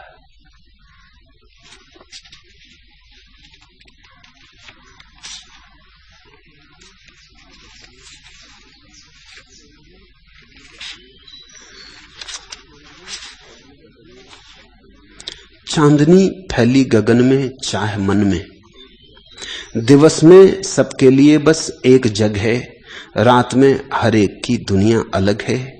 कल्पना करने लगी अब राह मन में, चांदनी फैली गगन में, चाह मन में। मैं बताऊं सकती है कितनी पगों में, मैं बताऊं नाप क्या सत्ता डगों में। पंथ में कुछ ध्येय मेरे तुम धरो तो, आज आंखों में प्रतीक्षा फिर भरो तो। चीर वनघन भेद मरु जलहीन आऊं, सात सागर सामने हो तैर जाऊं। तुम तनिक संकेत नैनों से करो तो, आज आंखों में प्रतीक्षा फिर भरो तो। राह अपनी मैं स्वयं पहचान लूंगा, लालिमा उठती किधर से जान लूंगा। कालिमा मेरे द्रगों की तुम हरो तो, आज आंखों में प्रतीक्षा फिर भरो तो। थोड़ी सी आंख की कालिक हट जाए तो तुम साक्षी हो गए। तुम तनिक संकेत नैनों से करो तो, आज आंखों में प्रतीक्षा फिर भरो तो। प्रभु की जरा प्रतीक्षा शुरू हो जाए तो तुम साक्षी हो गए। जब तक तुम वासना कर रहे हो वस्तुओं की तब तक करता रहोगे। जब तुम प्रभु की प्रतीक्षा करने लगोगे, वस्तुओं की कामना नहीं, तब तुम साक्षी होने लगोगे। आंख में जरा प्रतीक्षा आ जाए तो तुम शांत होने लगोगे। कालिमा मेरे दृगों की तुम हरो तो, आज आंखों में प्रतीक्षा फिर भरो तो। जरा सी आंख की कालख अलग करनी, कर्ता से मत उलझो, दृष्टि को सुधार लो, साफ कर लो। ऐसा ही समझो कि तुम्हारे आंख में एक किरकिरी पड़ गई, जरा सा तिनका पड़ गया और उसके कारण कुछ दिखाई नहीं पड़ता। किरकिरी अलग हो जाए आंख से, दृष्टि फिर साफ हो जाती, सब दिखाई पड़ने लगता। हिमालय जैसी बड़ी चीज भी आंख में जरा सा रेत का कण पड़ जाए तो हिमालय भी छिप जाता। रेत का कण हिमालय को छिपा लेता, रेत का कण हट जाए हिमालय फिर प्रकट हो गया। विराट को छिपा लिया है जरा सी बात ने कि तुम साक्षी नहीं रह गए। इसे तुम जगाना शुरू करो। जैसे जैसे तुम जागोगे तुम्हारे भीतर सब मौजूद है, सब लेकर ही आए हो, उसका स्वाद फैलने लगेगा। तुम्हें कुछ पाना नहीं। अष्टावक्र का परम सूत्र यही है कि तुम जैसे हो ऐसे ही परिपूर्ण हो। जैसे तुम यहां बैठे हो इस क्षण, परमात्मा तुम्हारे भीतर विराजमान है, अपनी परिपूर्ण लीलाओं में मौजूद है। श्री रमन को किसी ने पूछा कि क्या आप दावा करते हैं कि अवतार हैं? तो श्री रमन ने कहा, अवतार तो आंशिक होता, ज्ञानी पूर्ण होता। अवतार का तो मतलब थोड़ा सा परमात्मा उतरा, ज्ञानी तो पूरा परमात्मा होता, क्योंकि ज्ञानी जानता परमात्मा के अतिरिक्त कोई भी नहीं। पूछने वाला तो शायद ये पूछने आया था कि शायद रमन दावा करें कि मैं अवतार हूं, तो विवाद करने आया था, पंडित था। और रमन ने कहा, अवतार? छोटी मोटी बात क्या उठानी, अवतार नहीं हूं, पूर्ण ही हूं। मैं तुमसे कहता हूं तुम भी पूर्ण हो, प्रत्येक पूर्ण है, पूर्ण से पूर्ण ही पैदा होता।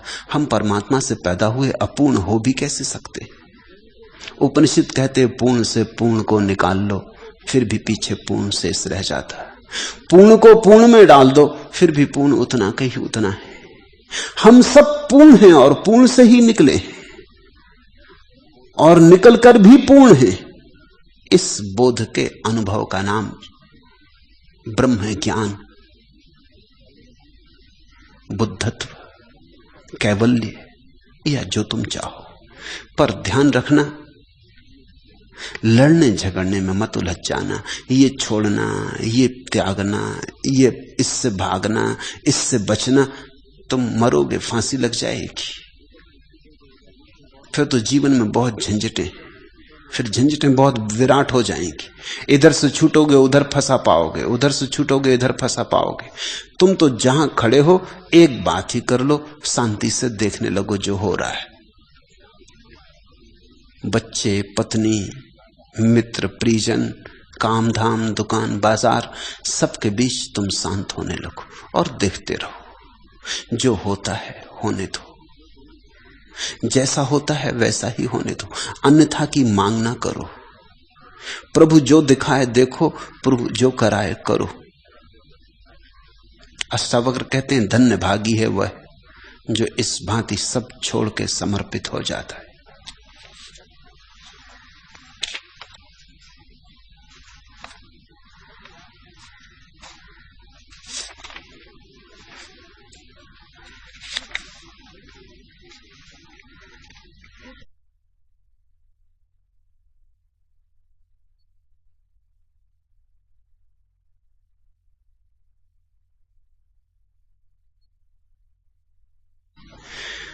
छोटी छोटी चीजों से शुरू करना। राह पर चलते हो, साक्षी बन जाओ चलने के। इसमें कुछ बड़ा दांव नहीं, कोई झंझट भी नहीं। घूमने गए हो सुबह, साक्षी भाव से घूमो। शरीर चलता है ऐसा देखो, तुम देखते हो ऐसा देखो। भोजन कर रहे हो, साक्षी बन जाओ। बिस्तर पे पड़े हो, अब इसमें तो कुछ अड़चन नहीं है, कोई झंझट नहीं है। आंख बंद करके तकिए पे पड़े हो, नींद नहीं आ रही, साक्षी बन जाओ। पड़े रहो, देखते रहो।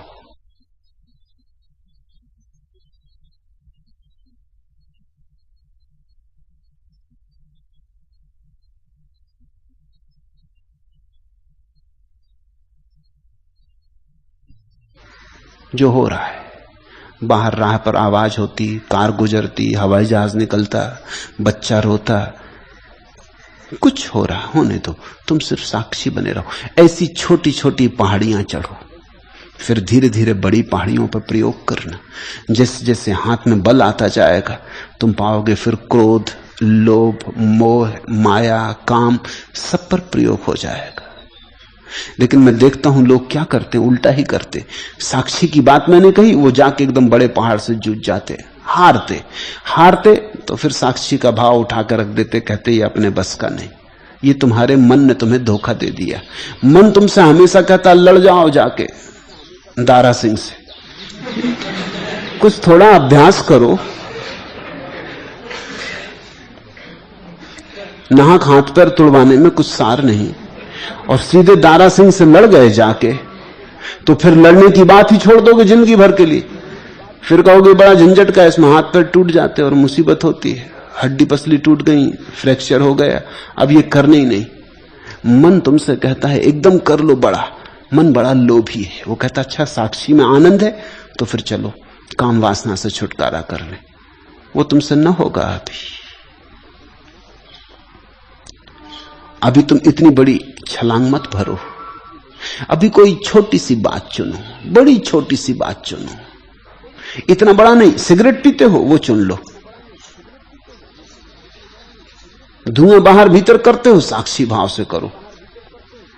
बैठे सिगरेट निकाली, साक्षी भाव से निकालो। आमतौर से सिगरेट पीने वाला बिल्कुल बेहोशी में निकालता है। तुम देखो सिगरेट निकालने वाले को, निकालेगा, डब्बी पे बजाएगा, माचिस निकालेगा, जलाएगा, जरा देखते रहो। वो सब ऑटोमेटिक है, वो सब यंत्रवत हो रहा है, वो उसे कुछ होश नहीं, ऐसा सदा उसने किया है इसलिए कर रहा है। इस सब को तुम होशपूर्वक करो। मैं नहीं कहता एकदम से सिगरेट पीना छोड़ दो, होशपूर्वक करो। डब्बी को आहिस्ता से निकालो, जितनी जल्दी से निकाल लेते थे उतनी जल्दी नहीं, थोड़ा समय लो और तुम चकित होगे।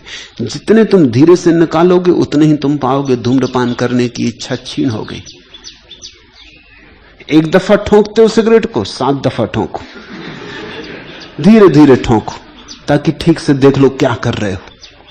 तुम्हें खुद ही मूढ़ता मालूम पड़ेगी कि ये भी क्या कर रहा हूं। आहिस्ता से जलाओ माचिस को, धीरे धीरे धुआं भीतर ले जाओ, धीरे धीरे बाहर लाओ। इस पूरी प्रक्रिया को गौर से देखो कि तुम क्या कर रहे हो। धुआं भीतर ले गए, खांसे, फिर धुआं बाहर लाए, फिर खांसे। इसमें पैसा भी खर्च किया, डॉक्टर कहते हैं कैंसर का भी खतरा है, तकलीफ भी होती है, फेफड़े भी खराब हो रहे हैं। जरा गौर से देखो सुख कहां मिल रहा है। फिर धुएं को भीतर ले जाओ, फिर धुएं को बाहर लाओ और गौर से देखो कि सुख कहां है कहीं? मैं तुमसे नहीं कह रहा हूं कि नहीं है, यही मुझ में और तुम्हारे दूसरे साधु संतों में फर्क है। वो कहते हैं नहीं है, और बड़ा मजा ये कि उन्होंने खुद भी पी के नहीं देखा है। उनसे पूछो कि महाराज आपने सिगरेट पी, तुम्हें कैसे पता चला कि नहीं है? मैं तुमसे ये कह नहीं रहा कि नहीं है, मैं तो कहता हूं हो सकता है हो, और तुम्हें पता चल जाए तो मुझे बता देना।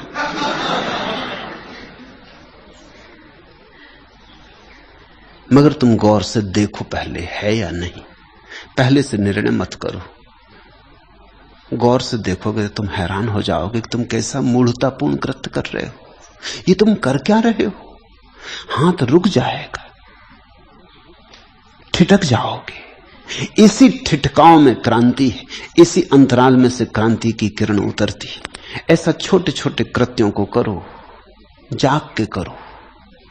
जल्दी रोकने की मत करना, पहले तो जाग के करने की करना, फिर रुकना अपने से होता है। रुकना परिणाम है, तुम्हारे करने की बात नहीं। जैसे जैसे बोध सघन होता चीजें बदलती। जहां से खुद को जुदा देखते हैं, खुद ही को मिटाकर खुदा देखते हैं। फटी चिंधियां पहने भूखे भिखारी, फकत जानते हैं तेरी इंतजारी। बिलखते हुए भी अलख जग रहा है, चिदानंद का ध्यान सा लग रहा है। तेरी बाट देखूं चने तो चुगा जा, हैं फैले हुए पर उन्हें कर लगा जा। मैं तेरा ही हूं इसकी साखी दिला जा। जरा चुहचुहाहट तो सुनने को आ जा, जो यूं तू बिछुड़ने लगेगा तो पिंजड़े का पंछी भी उड़ने लगेगा। जरा जरा, अभी पिंजड़े के एकदम बाहर होने की जरूरत भी नहीं है, जरा पिंजड़े में ही तड़फड़ाने लगो। जो यूं तू बिछुड़ने लगेगा तो पिंजड़े का पंछी भी उड़ने लगेगा। हैं फैले हुए पर उन्हें कर लगा जा, मैं तेरा ही हूं इसकी साखी दिला जा। धीरे धीरे साक्षी भाव से तुम्हें परमात्मा की यह आवाज सुनाई पड़ने लगेगी कि तुम मेरे हो, कि मैं ही तुम में समाया हूं, कि तुम मेरे ही फैलाओ, मेरे ही विस्तार, कि मैं सागर और तुम मेरी लहर। साक्षी भाव से परमात्मा तुम्हारा गवाह होने लगेगा। और वही है जीवन रूपांतरण का सूत्र, वही है अमृत की धार, जहां से मृत्यु विदा हो जाती, जहां से देह से संबंध छूट जाते, जहां सपना विसर्जित हो जाता, और उस परम चैतन्य में अलख जग जाती। उस परम चैतन्य के साथ सदा के लिए संबंध जुड़ जाता है। आखिरी प्रश्न, बात भी आपके आगे न जुबान से निकली, लीजिए आई हूं सोच के क्या क्या दिल में, मेरे कहने से ना, मेरे बुलाने से ना, लेकिन इन अश्कों की तो तौहीन न कर, क्योंकि मैं तो रजनीश की दुल्हनिया। जिसने पूछा है, भाव से पूछा है। प्रश्न दो तरह के होते हैं, एक तो बुद्धि के और एक हृदय के। बुद्धि के प्रश्नों का तो कोई मूल्य नहीं, दो कौड़ी के, खुजलाहट जैसी है। जैसे खाज खुजलाने का मन होता है, ऐसा बुद्धि को भी खुजलाने का मन होता है। लेकिन हृदय के प्रश्नों का बड़ा मूल्य है, क्योंकि वे भाव के और आत्मा के ज्यादा करीब है। विचार आत्मा से बहुत दूर, कर्म और भी दूर, कर्म सर्वाधिक दूर, विचार उससे कम दूर, भाव उससे कम दूर, और फिर भाव के बाद तो स्वयं का होना है। तो भाव निकटतम है। जिसने पूछा है, बड़े प्रार्थना के भाव से पूछा है, बात भी आपके आगे न जुबान से निकली। जिसने पूछा है, मिलने को आया था, पूछा मैंने, कुछ कहना नहीं, कुछ कह सके, आंख से आंसू भर बहे, बस कहना हो गया, जो कहना था कह दिया। शब्दों से ही थोड़ी कहा जाता, और भी तो कहने के ढंग है, और भी तो कहने के महिमापूर्ण ढंग है। शब्द तो सबसे सस्ते ढंग है, आंसुओं से कह दी। बात भी आपके आगे न जुबान से निकली, लीजिए आई हूं सोच के क्या क्या दिल में। पूछा तो है पुरुष ने, लेकिन पंक्तियों से शायद तुम्हें लगे कि किसी स्त्री का प्रश्न है, लेकिन भाव स्त्रीण है, भाव सदा स्त्रीण है। पुरुष का भाव भी स्त्रीण होता है, और स्त्री की बुद्धि भी पुरुष की होती है। तर्क पुरुष का, भाव स्त्री का। तो जब कभी कोई पुरुष भी भाव से भरता है, तो भी स्त्रीणता गहन हो जाती है। इसलिए तो भक्तों ने कहा कि परमेश्वर ही एकमात्र पुरुष है, हम तो सब उसकी सखियां। बात भी आपके आगे न जुबान से निकली, लीजिए आई हूं सोच के क्या क्या दिल में। भक्त हजार बातें सोच के आता है, हजार हजार ढंग से सोच के आता है, ऐसा कह देंगे, ऐसा कह देंगे। प्रेमी हजार बातें सोचता है कि ऐसा कह देंगे, ऐसा कह देंगे, और प्रेमी के सामने खड़े होकर जुबान बंद हो जाती। यही तो प्रेम का लक्षण। तुमने जो रिहर्सल कर रखे थे, अगर प्रेमी के सामने खड़े होकर तुम सबको पूरा करने में सफल हो जाओ तो असफल हो गए, तो व्यर्थ गया सब मामला। तो तुम नाटक में ही रहे, फिर तुम अपना रिहर्सल दोहरा लिए, तुम जो जो याद करके आए थे पाठ पूरा कर दिया। इसलिए तो मैं देखता हूं कि अभिनेता अच्छे प्रेमी नहीं हो पाते, उनको अभिनय करने में इतनी कुशलता आ जाती, इसीलिए अभिनेता प्रेमी हो ही नहीं पाते। तुम चकित होगे, क्योंकि प्रेम का ही धंधा करते हैं, प्रेम का ही अभिनय करते हैं, 24 घंटे प्रेम की ही बात करते हैं, लेकिन डायलॉग इतने याद हो जाते कि अपनी प्रेसी के सामने खड़े होकर वो अपने दिल की कह रहे हैं कि डायलॉग ही बोल रहे हैं, कुछ पक्का नहीं होता। अभिनेता प्रेम में बिल्कुल असफल हो जाते हैं, क्योंकि प्रेम की बात में बड़े सफल हो जाते, ढंग सीख लेते, आत्मा मर जाती। ये तो सदा होता है। अगर सच में तुम्हारा प्रेम है तो अचानक तुम सब सोच के आए, वो कचरा जैसा हो जाएगा। प्रेमी की आंख में आंख डालते ही तुम पाओगे सोचा समझा सब बेकार हो गया, नहीं वो काम नहीं आता, कंकड़ पत्थर हो गए। अब उनकी बात भी उठाना ठीक नहीं, शब्द छोटे पड़ जाते हैं, प्रेम बड़ा है। इसलिए प्रेम मौन से ही प्रकट होता है। बात भी आपके आगे न जुबान से निकली, लीजिए आई हूं सोच के क्या क्या दिल में, मेरे कहने से ना, मेरे बुलाने से ना, लेकिन इन अश्कों की तौहीन तो ना कर। आंसुओं की तौहीन कभी होती ही नहीं। आंसुओं का निमंत्रण तो सदा स्वीकार ही हो जाता है। जिन्होंने रोना सीख लिया उन्होंने तो पा लिया। आंसू से बहुमूल्य आदमी के पास कुछ भी नहीं। तुम प्रभु के मंदिर में जाके अगर 2 आंसू चढ़ा आए तो तुमने सारे संसार के फूल चढ़ा दिए, और तुम्हारे आंसुओं की राह से ही परमात्मा तुम में प्रवेश कर जाएगा। जानकर अनजान बन जा, पूछ मत आराध्य कैसा, जबकि पूजा भाव उमड़ा, मृत्तिका के पिंड से कह दे कि तू भगवान बन जा, जानकर अनजान बन जा। तुम किसी भक्त को देखते हो, बैठा है झाड़ के किनारे, पत्थर के एक पिंड से प्रार्थना कर रहा है, तुम्हें हंसी आती, तुम समझे नहीं, तुम बाहर हो उसके अंतर जगत के। ये सवाल नहीं है उसके लिए पत्थर पत्थर नहीं है,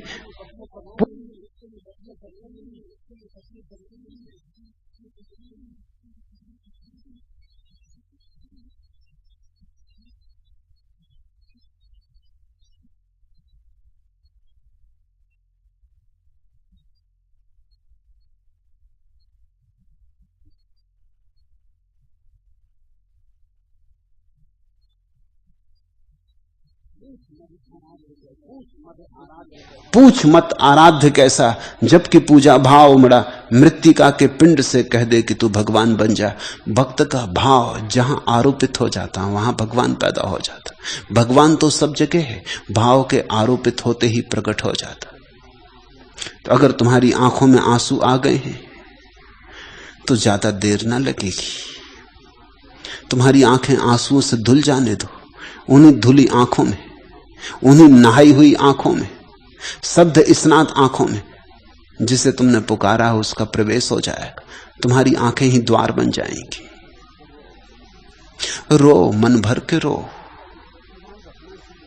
ख्याल रखना, जिसका यह प्रश्न है उसके लिए अष्टावक्र की गीता सहयोगी न होगी, उसके लिए तो नारद के सूत्र है। अष्टावक्र की गीता तो आंख से आंसुओं को विदा कर देती, आंखें बिल्कुल सूख जाती आंसुओं से। अष्टावक्र की गीता में भाव को कोई जगह नहीं है। अष्टावक्र की गीता में भक्ति को, प्रेम को, आराध्य को, पूजा को कोई जगह नहीं है। तो जिसका प्रश्न है उससे मैं कहता हूं, जो भी मैं कह रहा हूं अष्टावक्र के संबंध में तुम्हारे लिए नहीं है।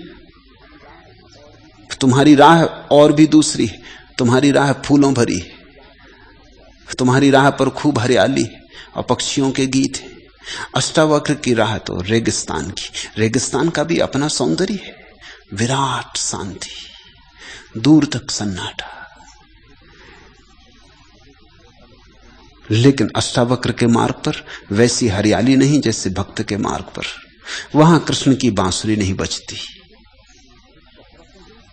जिसका प्रश्न है उसके लिए राह नारद के सूत्रों में, मीरा के भजनों में, कबीर की उलट बांसियों में। लेकिन इन अश्कों की तौहीन तो न कर, क्योंकि मैं तो रजनीश की दुल्हनिया। ये जो प्रेम का वचन है ये तुम्हें बहुत कुछ देगा, लेकिन इसके लिए तुम एक बात ख्याल रखना, इस वचन को पूरा करने के लिए तुम्हें बिल्कुल मिट जाना पड़ेगा। यही फर्क है भक्ति में और ज्ञान में। ज्ञानी तू को बिल्कुल भूल जाता और तू के भूलते ही मैं मिट जाता। भक्त मैं को भूल जाता और मैं के मिटते ही तू मिट जाता। दोनों एक ही परम शून्य को उपलब्ध हो जाते हैं या परम पूर्ण को, लेकिन दोनों की राहें अलग हैं। भक्त अपने मैं को परमात्मा के चरणों में समर्पित करते करते करते शून्य हो जाता। ज्ञानी परमात्मा को भी भूल जाता, पर को ही भूल जाता, तो परमात्मा की जगह कहां। इसलिए तो बुद्ध और महावीर की भाषा में परमात्मा के लिए कोई जगह नहीं है। परमात्मा यानी पर, दूसरा, अन्य, अन्य तो कोई भी नहीं है। ज्ञानी तो आत्मा में डूबता और परमात्मा को छोड़ता चला जाता है। लेकिन आत्यंतिक घड़ी में दोनों रास्ते एक ही जगह पहुंच जाते हैं। या तो तुम इतने मैं हो जाओ कि तू ना बचे, तो पहुंच गए। तू को इतना कर लो कि मैं न बचे तो पहुंच गए। दो में से कोई एक बचे तो पहुंच गए। जिसका प्रश्न है उससे मेरा कहना है अष्टावक्र पर बहुत ध्यान मत देना, उससे अड़चन हो सकती।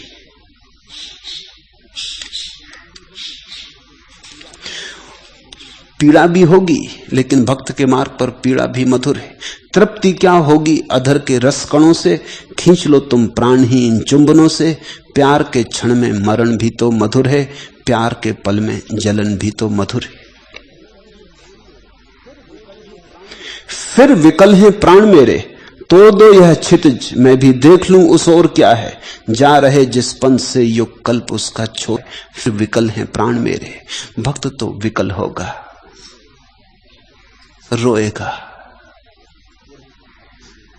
विरह की अग्नि में जलेगा, आंसुओं से भरेगा,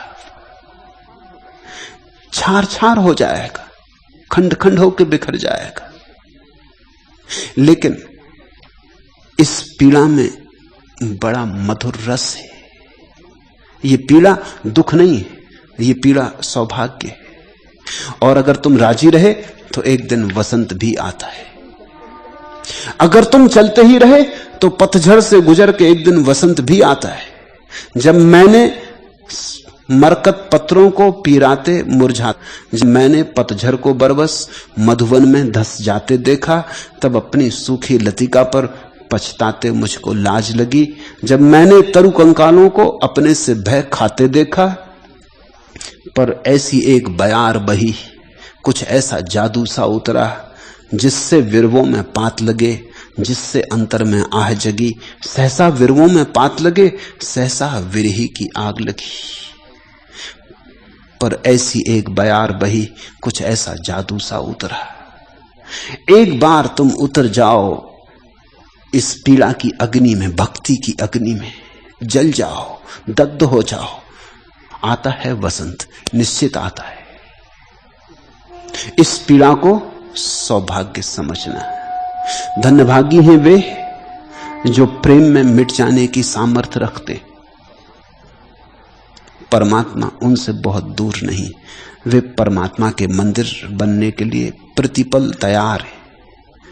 द्वार खुले और परमात्मा प्रवेश कर जाता है। नहीं, तुम्हारे आंसुओं की कभी भी तौहीन ना होगी, कभी हुई नहीं, कभी भी नहीं हुई है।